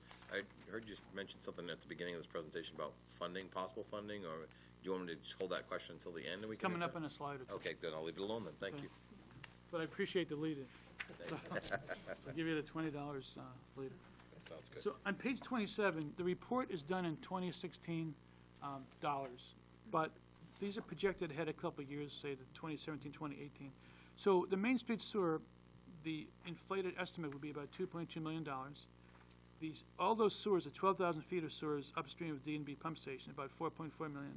And then the Davis Street pump station and the contact tank expansion, about $2.2 million would be the current estimates. So that's about $8.8 million of short-term projects. Again, you may not do these all at once, but those are the things you should focus on in the early years of your plan. So on page 28, in terms of funding, you are eligible for rural development funding. We just don't know how much yet. We've had several meetings and correspondence back and forth with rural development, or RD, and we're trying to get them to nail down a package. But what they did initially, and they also said, don't count on these numbers because they don't really know what their funding is going to be or what your final eligibility will be. But their initial thought was maybe a 30% grant, maybe a 35% grant, something in that ballpark. And they kind of rounded the projects up. So they had a $3, a $5, and a $9 million project. Those tie in. Number 3 is the Main Street. Number 2 is Main Street plus the the sewers. I'm sorry, and the treatment plant. Number 9 would be doing everything if you wanted to all at once. So depending on how much they would give you, if you got a 35% grant, they would talk anywhere from $1 million to $3.1 million grant. The rest would have to be a loan from rural development. And if they did 30% grant, $900,000 up to $2.7 million. So something in that ballpark is what their initial thoughts were, but we're waiting for something more firm, more final. It is hard to get funding from these agencies now. The funding is drying up, but they were optimistic that they would see what they could do here in Lisbon. And at the end, I want to talk about how that will affect what you do going forward. On page 29, when you look at your sewer rates, you're going to take your total cost, and you're not going to divide it by just the 1976 users, because you look at equivalent use. The way rural development, other funding agencies look at it, they want to know what your equivalent user units are. So if you look on the first column, you've got 1783 residential homes tied in. There's about 60 multifamily homes, 118 commercial businesses, 14 institutional like churches, schools, that type of thing, and then 1 major industry remaining. If you look at their consumption per year, in 100 cubic feet per year for each of these categories, what they do is they take the residential use on the top. Notice it says there's 1783 users, which means 1783 equivalent users, because a residence is 1 user. And they're looking at the amount of flows from the multifamily, the commercial, institutional, industrial, and kind of relating that to how many homes is that worth. So it is really 3,524 equivalent homes on your sewer system based on what a normal home would use. And so your sewer rate is going to get divided into those number of users, because like the industry uses 20,100 cubic feet, which is you know, like a quarter of your residential users. So on page 30, this is from the rate study, which is close to being final. We're waiting for any comments you may have before we say it's completely final. But I just wanted to look at some different scenarios here. And again, the rate study will cover this in more detail, but just in general, there's a lot of numbers on the page, but right now your sewer user fee is $5.35 per 100 cubic feet. That's what you're charging pretty much everybody, except the industry. They get a discount because it's mostly clean water in a remediation site. If you look at that in terms of your equivalent users, it's about $330 per household, you know, per year. That's, I think, the typical sewer bill. Now, so there's different scenarios here. If you don't do any capital projects, the rate study is suggesting just to meet your current budget, and you haven't had a rate increase for a few years. So if you don't do anything at all, because you don't get funding, you choose not to do anything, you still really should be raising your sewer rates a little bit, because you're not keeping up with all your needs and your costs right now. And what that's showing here, there's 3 columns here. One is 0% grant, the middle is 30% grant, and the last one is 35% grant. That's what RD was suggesting. So on the first group of projects, no capital projects, the three numbers are the same because you're not doing anything. There's no grant in play here. What the rate study is suggesting is that your current rate really should be more like $5.95 per hundred, just to keep, to raise enough revenue to cover your current costs. That would be an 11% increase. I just want to mention, I used to be on the sewer board in Winterport, and they hadn't had a rate increase, I was on the board in 1999. They hadn't had a rate increase since 1983. So when we put a rate out there, we were talking like 50%, and we had people coming at us with pitchforks and torches and everything. But the percent was misleading because the rate was reasonably low. I'm going to look at some rates around the state in a second before we're done here, but you know, 535 is a pretty low rate in Maine. So you should be about 11% increase to raise enough revenue to cover your current budget, which is just over $1 million. If you did the Main Street project, which is the second group of numbers here, depending on what you might get for grant funding, if you get 0% funding, you would have to raise your rates to $6.55 per 100 cubic feet, $4.10 a typical household, or 22%, which again, the percent is frightening, but it's because your rates are reasonably low. If you got 35% funding over on the right, you could only go to $6.30 per 100 from your 535. That would be an 18% increase, about $3.95 per equivalent user. If you did the D&B project, then just that one project alone, you'd be looking at about $4.50, 32%, with no grant, and $4.20 per household with a 35% grant. That'd be a 25% increase. Then on the last page, the wastewater plant, these are three separate projects. If you did the chlorine tank and the Davis Street pump station, you'd have to get to $6.55 per 100 cubic feet with no funding, $6.30 per 100 cubic feet with 35% grant, and the percentages are shown there and what the rates would be. Then at the bottom of the slide here, the total phase one project, if you did it all at once, if RD gave you the complete funding package, you'd be talking about with, or if you did it all with no funding, you'd be at $8.25 per 100 cubic feet, which I'm sure would be not approved. 54% increase, or $5.30 per year per average household. If you did get 35% funding, you're looking at about a $4.75 per year average sewer user fee. 39%, again, the percent sounds high because you're at $3.30 now. To put that in perspective, look at page 32. We tried to, there are some surveys out there of wastewater rates around the state. We tried to look at communities that have the same kind of treatment system you have, roughly the same kind of population. And so, you know, really, at $3.30 per household, you're at the low end here. So, I mean, for the amount of improvement you've done, you've actually done well. A lot of communities, when they find they have to do upgrades, they're talking about $900 a household just because they didn't keep up with the system. So you're at $3.30 now, and you've done some upgrades. In the future, to keep doing upgrades, you're going to have to raise your rates. If you don't do any upgrades, you should still raise your rates to meet your budget, because right now your revenue is about $800,000 per year, and you're budgeting about $1 million per year. So you've deferred some projects and delayed some projects to do that. Okay, so on page 33, so to move forward on the sewers, with the capital plan you've asked us to look at, this is what we suggest you do. To have a real good discussion here, you want to know, can you get some grant money? So we would suggest you formally apply for RD funding, and you've already put in some initial correspondence with them. See what they'll give you for a grant package, if anything. That will determine how much loan is required, which is the difference. And then you can nail down your sewer rate based on what you feel you want to do at this time. So that's kind of the gist of what's in the sewer study, and kind of a little bit of what's in the rate study. We applied for funding for rural development.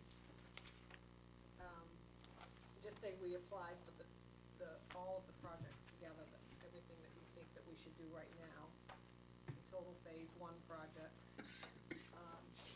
Just say rural development would give us less than 30. Could we tear down that whole project if we wanted to? Sure you could. It's not based on what we're applying for.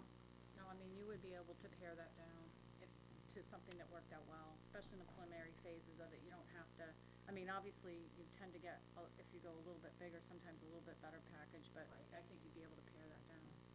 But still, at the end of the day, if we do get funding through them, some grant funding, we still have the opportunity then to decide if we're gonna go through with that, all of those projects, or if we're going to just pick and choose. You're not obligated to it in the. No, not at all. You're not obligated to the, when you make the application to RD, you're not obligated to what you're applying for. So just so I'm hearing that right, because I think I wanna make sure, you're saying we could apply for the total phase one project sum, but then whatever it comes back at, whether it's the full amount or not, we can pick and choose whether or not we wanna do anything? Exactly, you can find out what the probable, grant, loan, might look like for you guys, and then, we could come back and discuss that, and, you guys could decide what you really wanted to do. So that we could basically customize it to what we feel is, go for the whole thing, and come back and customize based on what we're talking about. So maybe that's more than we wanna bite off right now, but Davis Street, doing the, doubling the size or whatever the size of the chlorine tank and maybe, and Main Street because of the project coming up. Those are some things that just jump out at me. We could say, we wanna hit those because those are priority, and then maybe some other things come to light as well, versus everything. You're never under any obligation to take their funding package until you sign the paperwork. So, it doesn't hurt to ask. So then, well, I guess for me, and I'm sure this is what you're thinking too, that number could then come down as far as what the rate increase is gonna look like. Elaborate a little bit more on, in order to obtain the grant, our rates aren't where they need to be anyway. Yeah, that is one, and I'm glad you said that. In order to get grant money, I mean, there's plenty of loan money out there at low interest rates. RD right now is about 2%, 2.5% for 29 years. When you get their funding, there are some lower interest rates out there, like DEP has their SRF program. They're down to, they've been as low as 1%. But they don't have grant with that. So what you always do is if you go for rural development, you're trying to you want as much grant as you can get. RD will let you refinance the loans with DEP later on. Usually after 3 or 4 years, they'll walk away from it. But the key right now is how much grant can you get. One of the things, though, when they give grant, they look at your user fees, and with a user fee of $330 per equivalent user, that's low, and a lot of times they'll come to community and say, well, if you want grant money, you're gonna have to raise your rates, which kind of goes back into why you might ask for a bigger project, okay? Because a small project, they may just say, just take loan, because your rates are just too low. And it's really unfortunate. You should be commended for having low sewer rates. Like, one of our clients is Orono. They're at 365. They've been doing an upgrade project every 5 years to keep up with their system.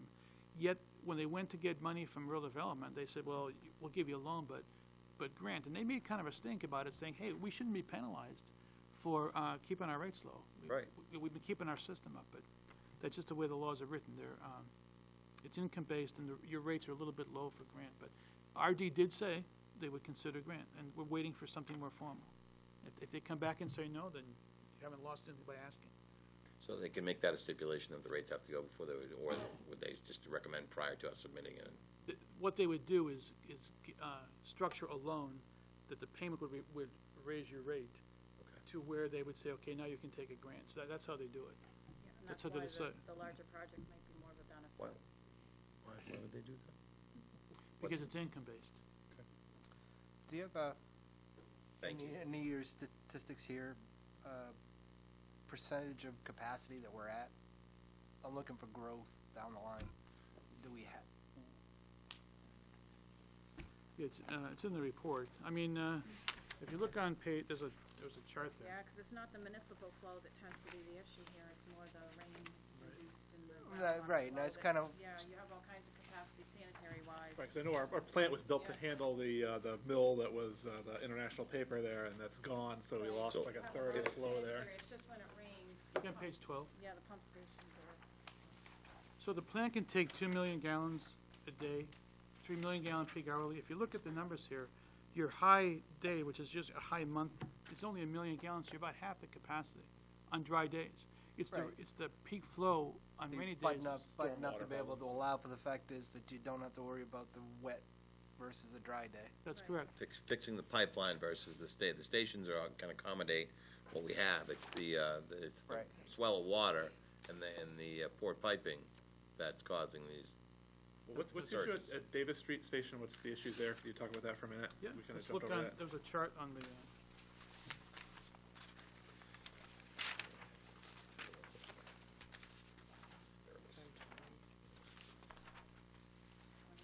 page 20. Page 20.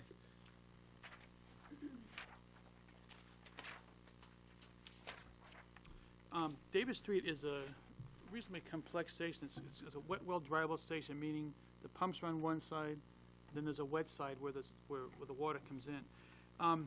So some of the things there's a grinder down, in the original wastewater plant, you didn't have any headworks or preliminary treatment at the plant. It was all done at the Davis Street Station, so there's a grinder there. There's to remove debris and gravel and sand there. That stuff is all in pretty tough shape and way undersized. You've got 3 pumps there, where everything in town, most everything in town is pumped through there. Those pumps should be upgraded. Some of the electrical equipment, the instrumentation is old, should be upgraded there. Because it's in a separate building, there's a lot of structural issues, that should be addressed, the roof, the windows, doors, that kind of thing. Your generator there probably should be upgraded as well. So, those are the major things there. It's not in danger of imminent failure. Steve, I guess I'd ask you to, because you've kept up with it, but if you're looking at one critical bottleneck in your whole system, it is Davis Street. Right, if that goes down, everything else is worthless. Right, and it has a bypass there too, so. Right, dumps right into the whole town, right into the river. Right. Steve, why don't you come sit at the table? I want to get your perspective. This is a chair right here.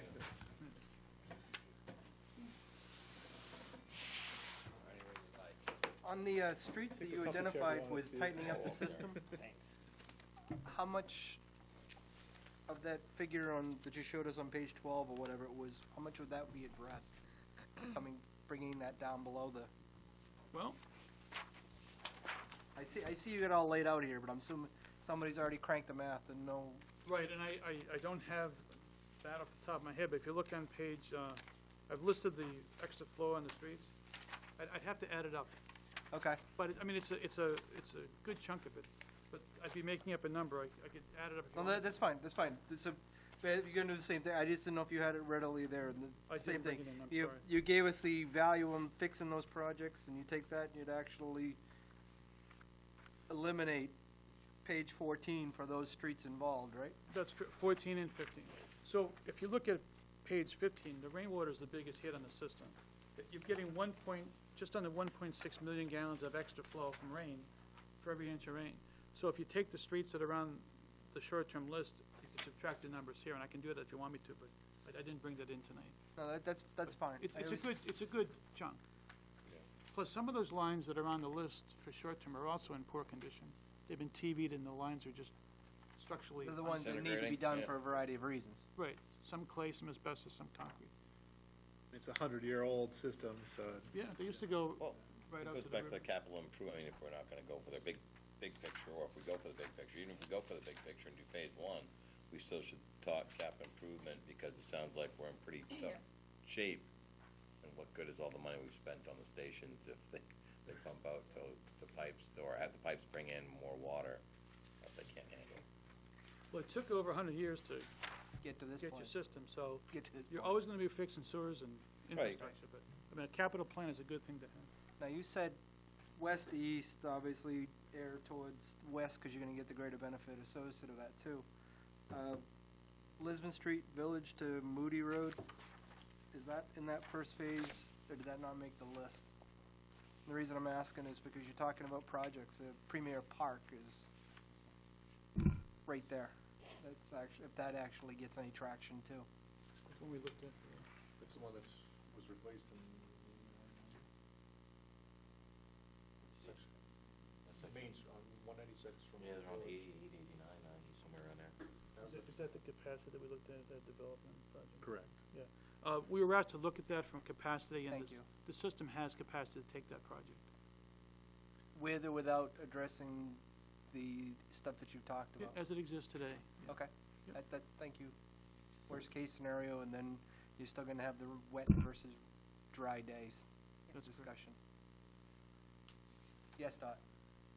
We also need to look ahead.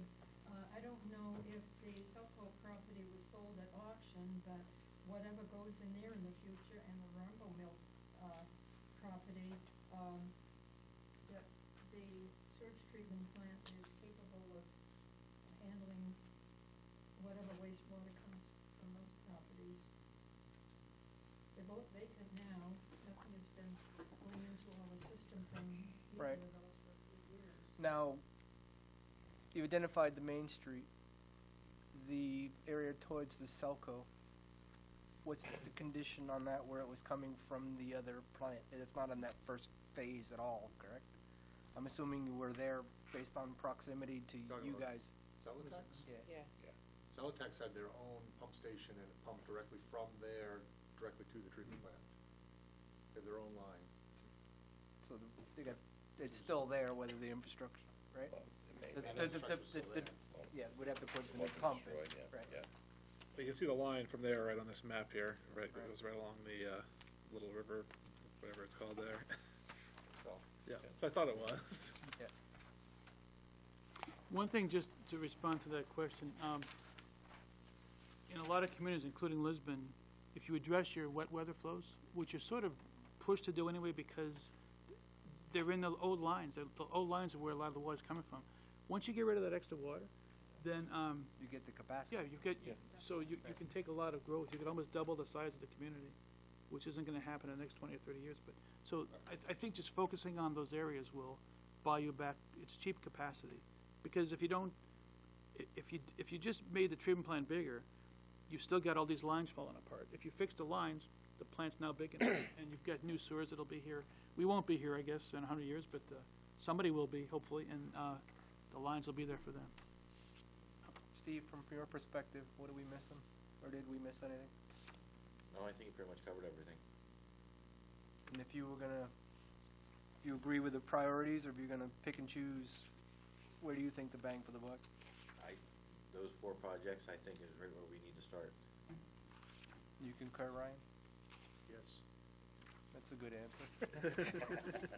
Why did I? Finalize the report based on our input, so yeah. Okay, okay. We that- did go that's- back and We forth. worked together. No, no, and I suspected as much. I mean, in that regard, I mean, the gist of it right now is that we have some, I don't wanna say flexibility, but we have because our driveway ask for flows are phase so one. low, right, plant's capacity is there, it's just a matter of, tightening it up as you talked about to be able to keep that capacity instead of just losing it from everything else coming into the system. and it's, I mean, some of these areas are areas that we've been chasing for a No. while, trying to find, because the D&B pump station is the one that, you know, that's, we feel that when it rains, and that's why the west-east approach is the best approach too. Not to bring up a bad memory either, but when we first got involved with you a few years ago, you were going through a consent agreement with DEP and John Glow, who's since retired. But that's what happens when things don't get fixed, is you get involved, you had an overflow or backup there and DEP gets involved. I think it's important for the community to do things proactively and get ahead of the curve, so you're not responding to enforcement, you're just managing the infrastructure so it'll be here for the connected users. Right, and then you're in control with being able to get some grant funding to do something rather than being forced to get strictly a loan on their time schedule. Right. Never good. So, if I'm trying to tie the 2 studies together, what we need to ultimately do is figure out what level of package we want to do for infrastructure upgrades and determine that is the rate, and is that rate universal for everybody still? Well, that was one of the criteria you asked us to look at. Yeah. Should you have one rate or more rates? Right now, you actually have a couple of different rates. You have a sanitary rate for most everybody. Your industry, which is treating groundwater, is about a 50% rate. And I suppose that's fair, in a sense. I mean, there's not a lot of stuff in that water, but in most communities, there's like one rate. And the reason for that is that most wastewater plants were funded with federal money back in the day. And even though nobody really pulls it out now, I've been around doing this for 40 years now, so I remember the original laws. You weren't allowed on the wastewater side to have different sewer rates. Everybody had to pay proportion to the same amount. So it was pretty much a base rate for everybody. And then what you would do, you would surcharge users that weren't above it. So for example, if somebody was discharging, like say an industry that had a high, or a brewery or somebody that had high organics, high solids, you could surcharge them and add more. So we did talk about that in the rate study, that we would recommend a standard base rate, At this point, I'm not sure it makes sense to go back and renegotiate Right. your groundwater Right. remediation, but we would stick with one rate that's pretty much precedence what everybody does, but then surcharge anybody that has a high-strength waste. And the high-strength waste is defined, it's actually in your ordinance, anything above 350 parts per million of organic matter is considered high-strength waste, and then you can proportionally increase it. And I had a number in the draft rate report too. I forget what I had for you, but it was so much per pound of organic matter per pound of solids. Probably. So if I'm hearing you correctly, we've already got in our ordinances the ability to be able to surcharge to accommodate it, You do As have it already is. in your And you're- existing. you're actually we're updating. Yeah, we're working. whether on we've done anything with it or not. Right, It's you that do the- have the ability to do we that do- now. right. Yep. We used to. Cell testers. Yeah, primary. exactly. Yeah. That's funny, because they had their own infrastructure to pump it to you too. This is So distributed. they were paying additional costs on their end, and then they were paying a higher rate to discharge it to us. When you get a copy of this, and it's still kind of going through draft, the thing about sewer rates, they're usually based on dollars per 100 cubic feet, which is kind of a flow-based. And the thinking of that is, well, it's all the same old waste, right? So when you start talking about high-strength organics and solids, we actually went through your budget and divided it into, I'll just stick this up here, you guys can read it, I guess, later, but flow, solids, and organic matter, BOD is what it's called, and proportion your budget into those categories. And so if somebody come in high, you should assess a surcharge of 75 cents per pound for any excess organic loading, and for solids, 65 cents a pound, because that's what your cost is to treat it, if it's not normal strength waste. So that's what we would suggest, but you can do anything you want, because nobody's following those old Federal Register Right. guidelines anymore. And at this point, do we have anybody that's close to that standard at all? Blue Ox Malt House. I didn't know if they would reach that yet. Thank you, Steve. I thought of them, but I didn't know how much you're seeing. Obviously, they've been there for about a year now. Yeah, their flow is typically about between 300 and 350 parts per million. No, I'm sorry, yeah, 350 parts per million. But it's the flow is not very high is one thing that works to their advantage because it gets diluted by the time it gets to the plant, but it's still there. Right. Anybody else come to mind? Coastal products, possibly coastal products. Remind me. Coastal products. I'm not. They make different types of soaps, toothpaste, Okay. things of that nature. Okay. Still in the industrial park right there too. Yes. Okay. Food processing places, breweries especially. When Yeah, I you go to the remember doctor and The they- example you listed, it was D.L. Geary or whoever in Portland. He threw a complete fit about 10 years ago associated with that type of arrangement too. But yeah, so that's the one that came to mind. But hopefully I'd love to actually have that problem that we have a brewery locally Yeah. to be able to have that discussion. well, there's a lot of calories in beer, right? And the microbes at the plant Yeah. get the same calories, Right. just in a different form. Yeah, it's the whole win-win. Pissing off the agricultural too, is saying the fact is now it's a byproduct that they actually has to be paid to be removed versus actually giving it to the farmers for that arrangement was ludicrous by our government as well.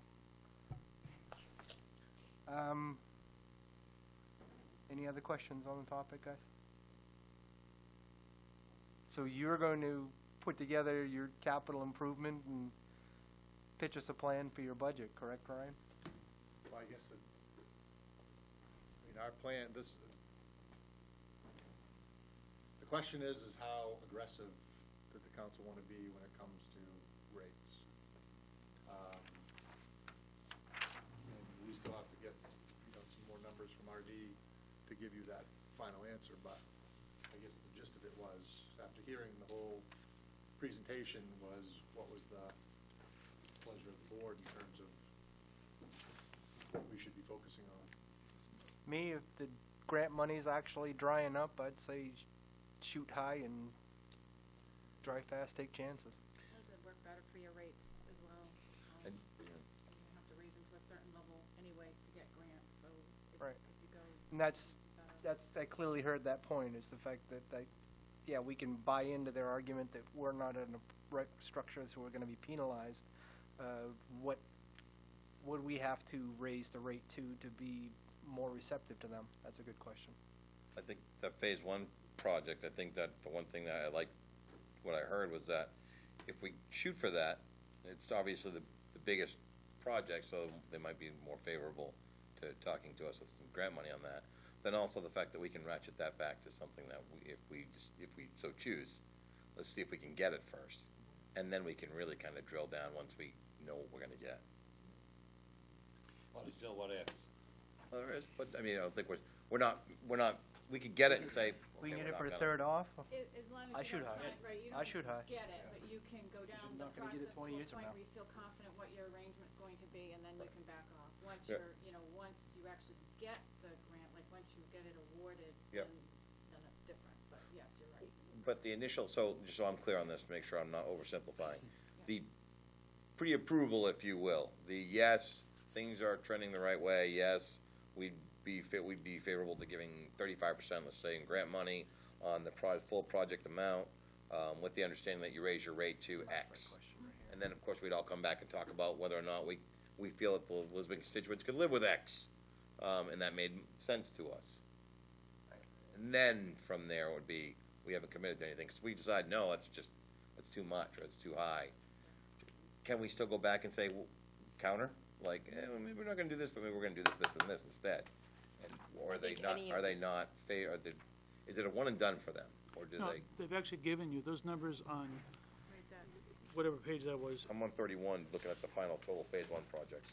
Right. I'll go back to page 28. Yep, These numbers came from RD, again with the caveat, they said, don't run too far with these, but this is what I have for today. This is what okay, I'm thinking of. okay, Right. okay. So they're the ones who said, we're gonna look at 3 different size projects, and here's where you might be grant a loan, if they could do this. But they're also, you mentioned the new administration, they're also not sure where their budget's gonna be going forward. So Right. everybody's, wondering. This was based on the current rates? That was based on needing to raise the rates. right. You'd have to get the rates up The there. initial email that kind of spelled it all out included, in order to get, even to be considered for the grant opportunities, we're gonna need to see a minimum rate of, Right. What's Well, what's well, outlined? Hit me, what was that number? Any of the, if you're looking at any grant money, you're gonna have to raise the rate in order to qualify. Yeah, so I'm just looking at, so these typical rate increases associated with these is what we're talking about when we look back at this overall. Oh, I see what you're saying. You see what I'm saying? So, right, you're So, saying, in do we order have for to this- raise our rate to that in order to qualify for this? Yeah, it's basically what it's saying. It's saying that if you wanted to do this, here are the 3 layouts, like right here, here, and Yeah. here. And here's what the rate increase would look like. Typical rate increase, 54% if we got full boat there for that particular amount, and 41 and 39. All the scenarios are there. Yeah, exactly. So it's Most just a matter of, communities, I didn't mean to interrupt. no, go ahead. Most communities that get grant money right now around the state, Yeah. their typical sewer rate is in the $500-600 per year household. So if you're below that, they think, you can afford it. loan, Yeah. but not grant. You can afford it. Just kind of looking at the neighboring when you say that, and, considering where we're at versus, Brunswick and Bath. I'm trying to look, see, Well, even look at- Freeport. I'm trying to- Freeport, Lord, Yeah. bucks, Freeport. So I don't think it's, Instead of paying 80 Richmond. bucks quarterly, you'd be paying $120 quarterly. Richmond, no, $7 no, and 42 cents. yeah. How'd you do, Ryan? he's right. Okay.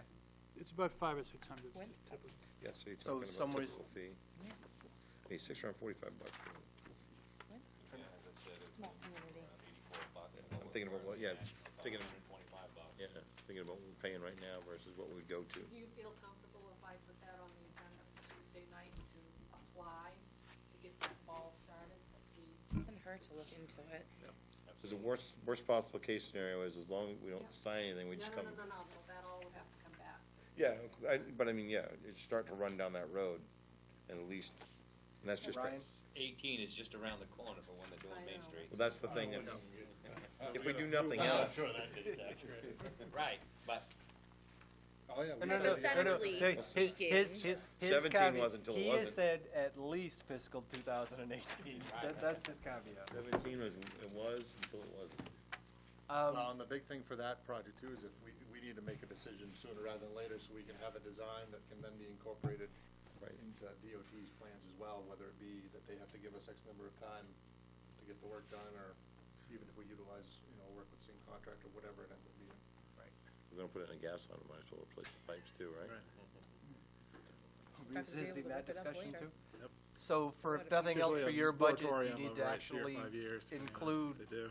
that rate increase in the sewer, right? You were looking for a temperature associated with the room.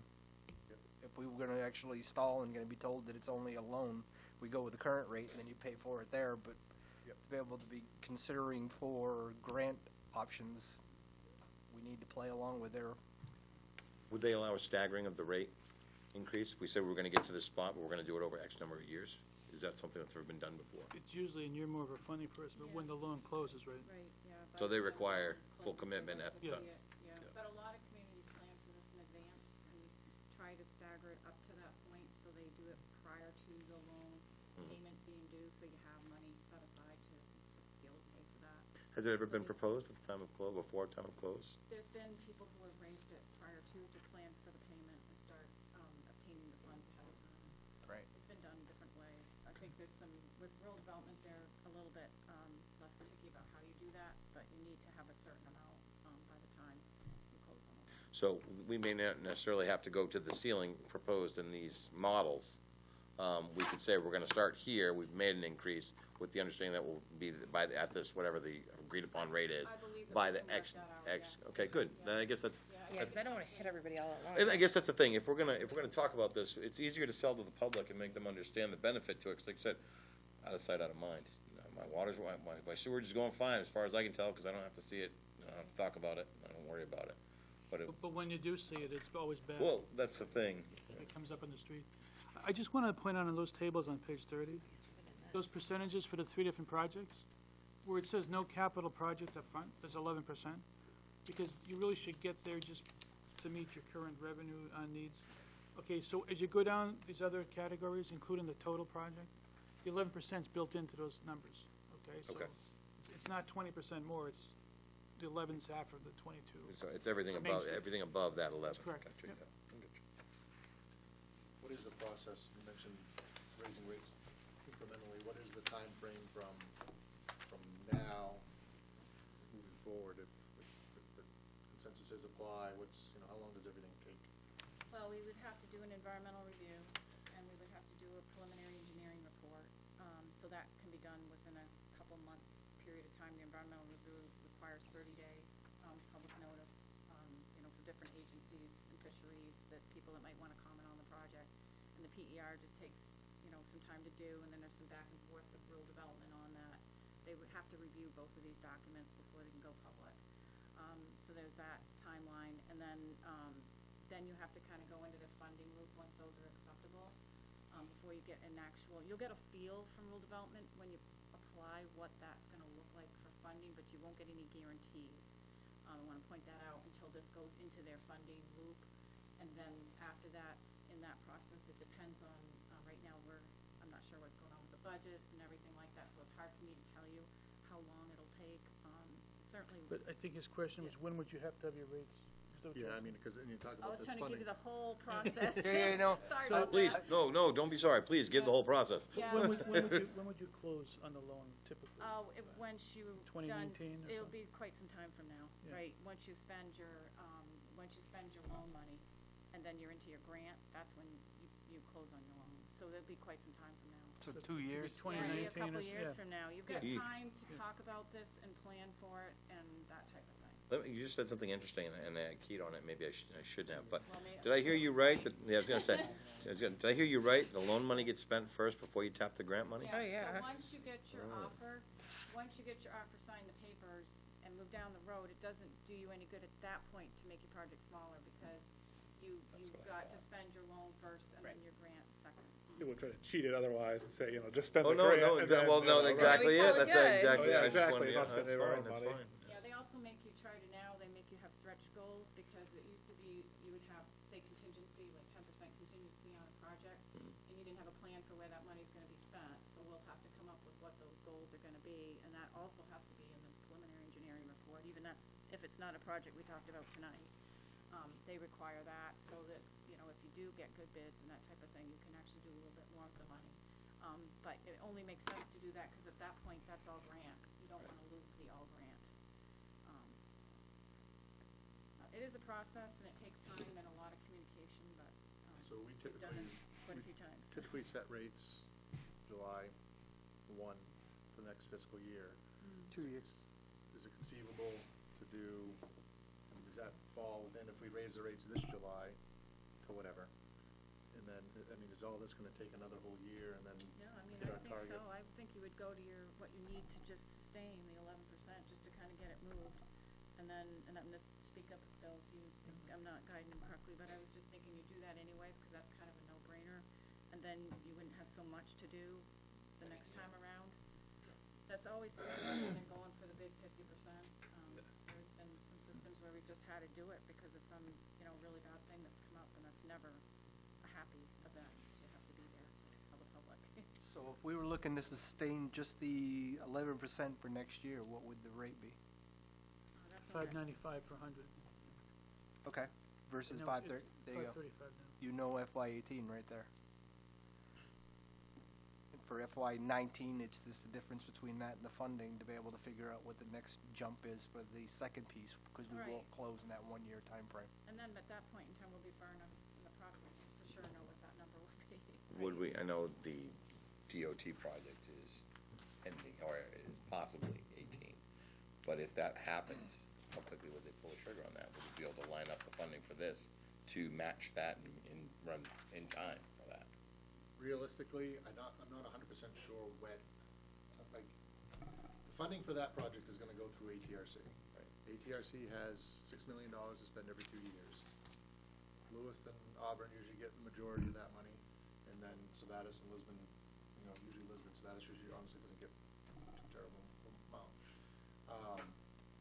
The project is only funded for $875,000, I believe, for 895, something like that, for the end, that would affect us with the sewer. Right.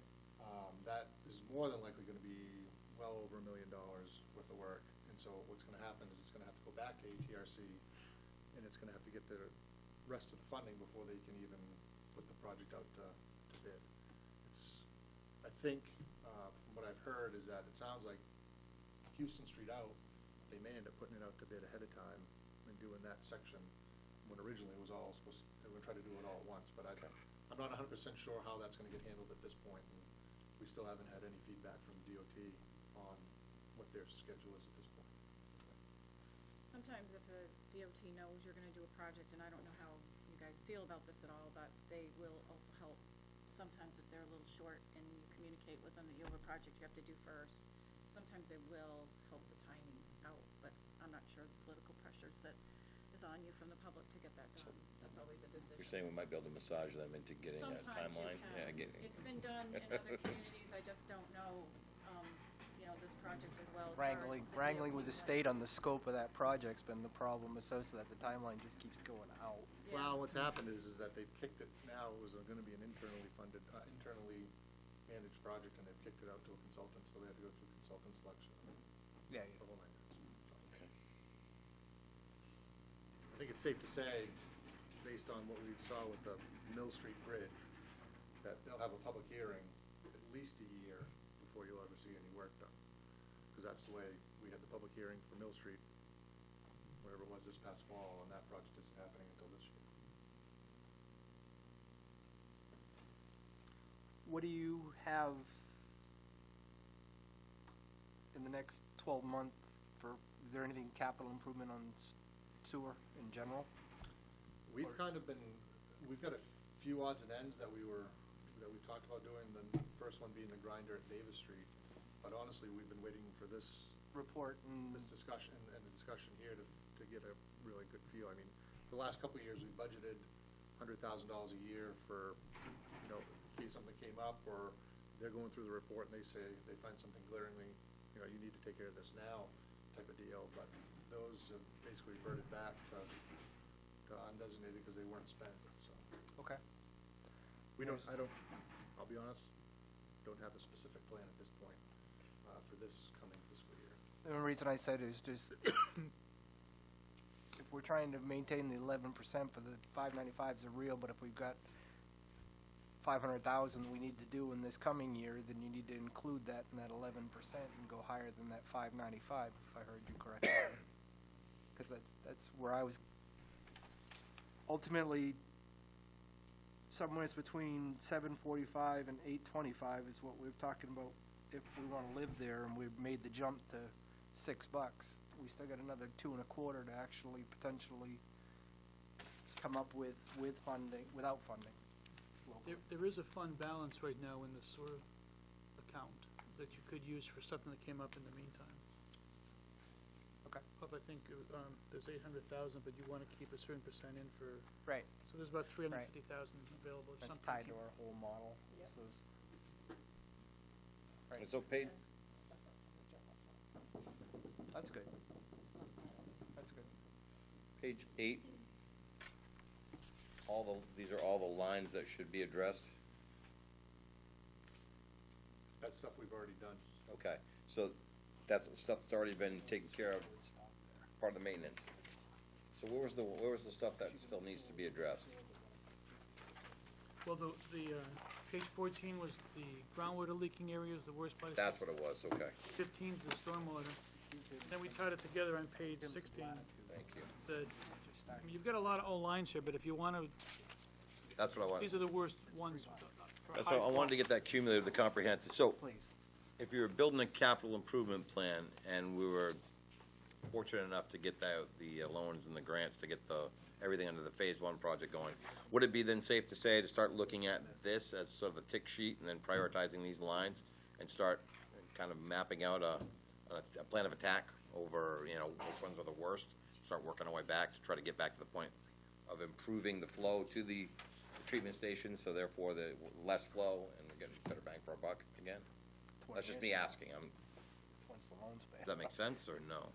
You gotta pay it. You asking, Brian? I'll ask both of you. No, I get don't it. care. Yeah, maintenance. I don't would care. say I yes. don't care. Maintenance, Yeah, absolutely. because I know that's what I heard in our conversation and discussion, so if we're looking at the phase 1 project and we say let's just say that, yeah, we're gonna move on that. Then the next step in this process for me, to make the most sense out of this, would be improving the lines that are failing so that we can get back to the point where we're not sending, or having surges on wet days that are taxing the treatment plants that we have here, pumping stations. When we, again in the report, when we went out and looked at the lines in 2016, this is what we found. 10 years from now, something could break, something could deteriorate. Right. But for what you know today, this is where you should focus. After phase 1, pick away at this list. So I guess the question though is what should we do between now and starting the full phase 1 project, I guess? Does it make any sense if we're including the list as part of phase 1, would you start at the top of that list now, if we could afford to do a project? Or would you just wait, I'd go for the highest flows. so you'd start at the top of that? Yeah. Okay, so that, you could prioritize that then, Ryan, and get an understanding of what ones, Look at what we've got, what we anticipate doing for paving. and tie them, yeah, great, that's great. Yeah, 'cause Good, you're you not- see where I'm going there with that? It's just basic, if you're gonna build it into a budget anyway, and you already have work existing, and we know some of these, you can prioritize and say, well, I know that's a high priority area, I'm gonna be over there doing this project anyways, what would be, let's cost it and see if it's realistic. Thank you.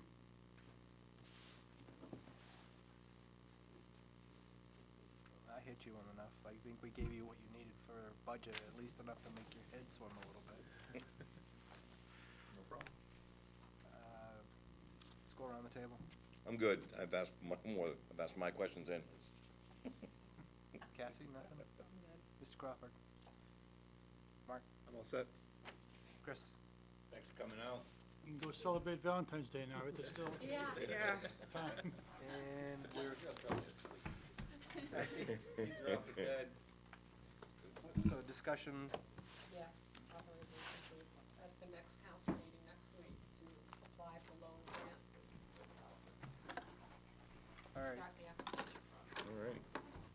So the next thing outside of council related would be CIP, then budget? Just trying to put my head around that. Budget first, then CIP. Budget, then CIP. Do we have some on the 21st? It's all a blur, man. I got a I week thought to it. next week we got one. What? What the hell, we were gonna talk, School, no. yeah, that got pushed. School is in March, Something got pushed. yes. from our last, Our our last meeting. Something got pushed to the 20. Something got pushed from our Discussion. dispatches, thank you. We're all sitting here drawing a blank for the hottest No, topic. no, I was with you, I was trying to think of budget, so I knew it got pushed, because I was like, I is knew that that tonight, or storm no, got it's pushed. next, it's gonna be an actual meeting. So it's dispatches on the agenda for Yes. next Tuesday. Yes. Diane, did you want any of these copies, or we just have, we brought extras, did you want them? Just a couple will be good. Thank you very much. Thank you. Could I have an extra copy too for a friend? Sure. It's a great Valentine's present. I wish I would've known that before I bought the roses. Is that enough? Yeah, we have plenty. Okay. Thank you. I'm assuming we're going to next. Yes, nice to meet you. Very nice to meet you. Yes. Thank you for your time tonight. Very informative stuff. Yeah, I think so. Nice to see you, Motion to Diane. adjourn. Motion to adjourn. Yes, we will. Oh, we already did that. Second. We already did that. Yeah, we did, okay. Why your next snowstorm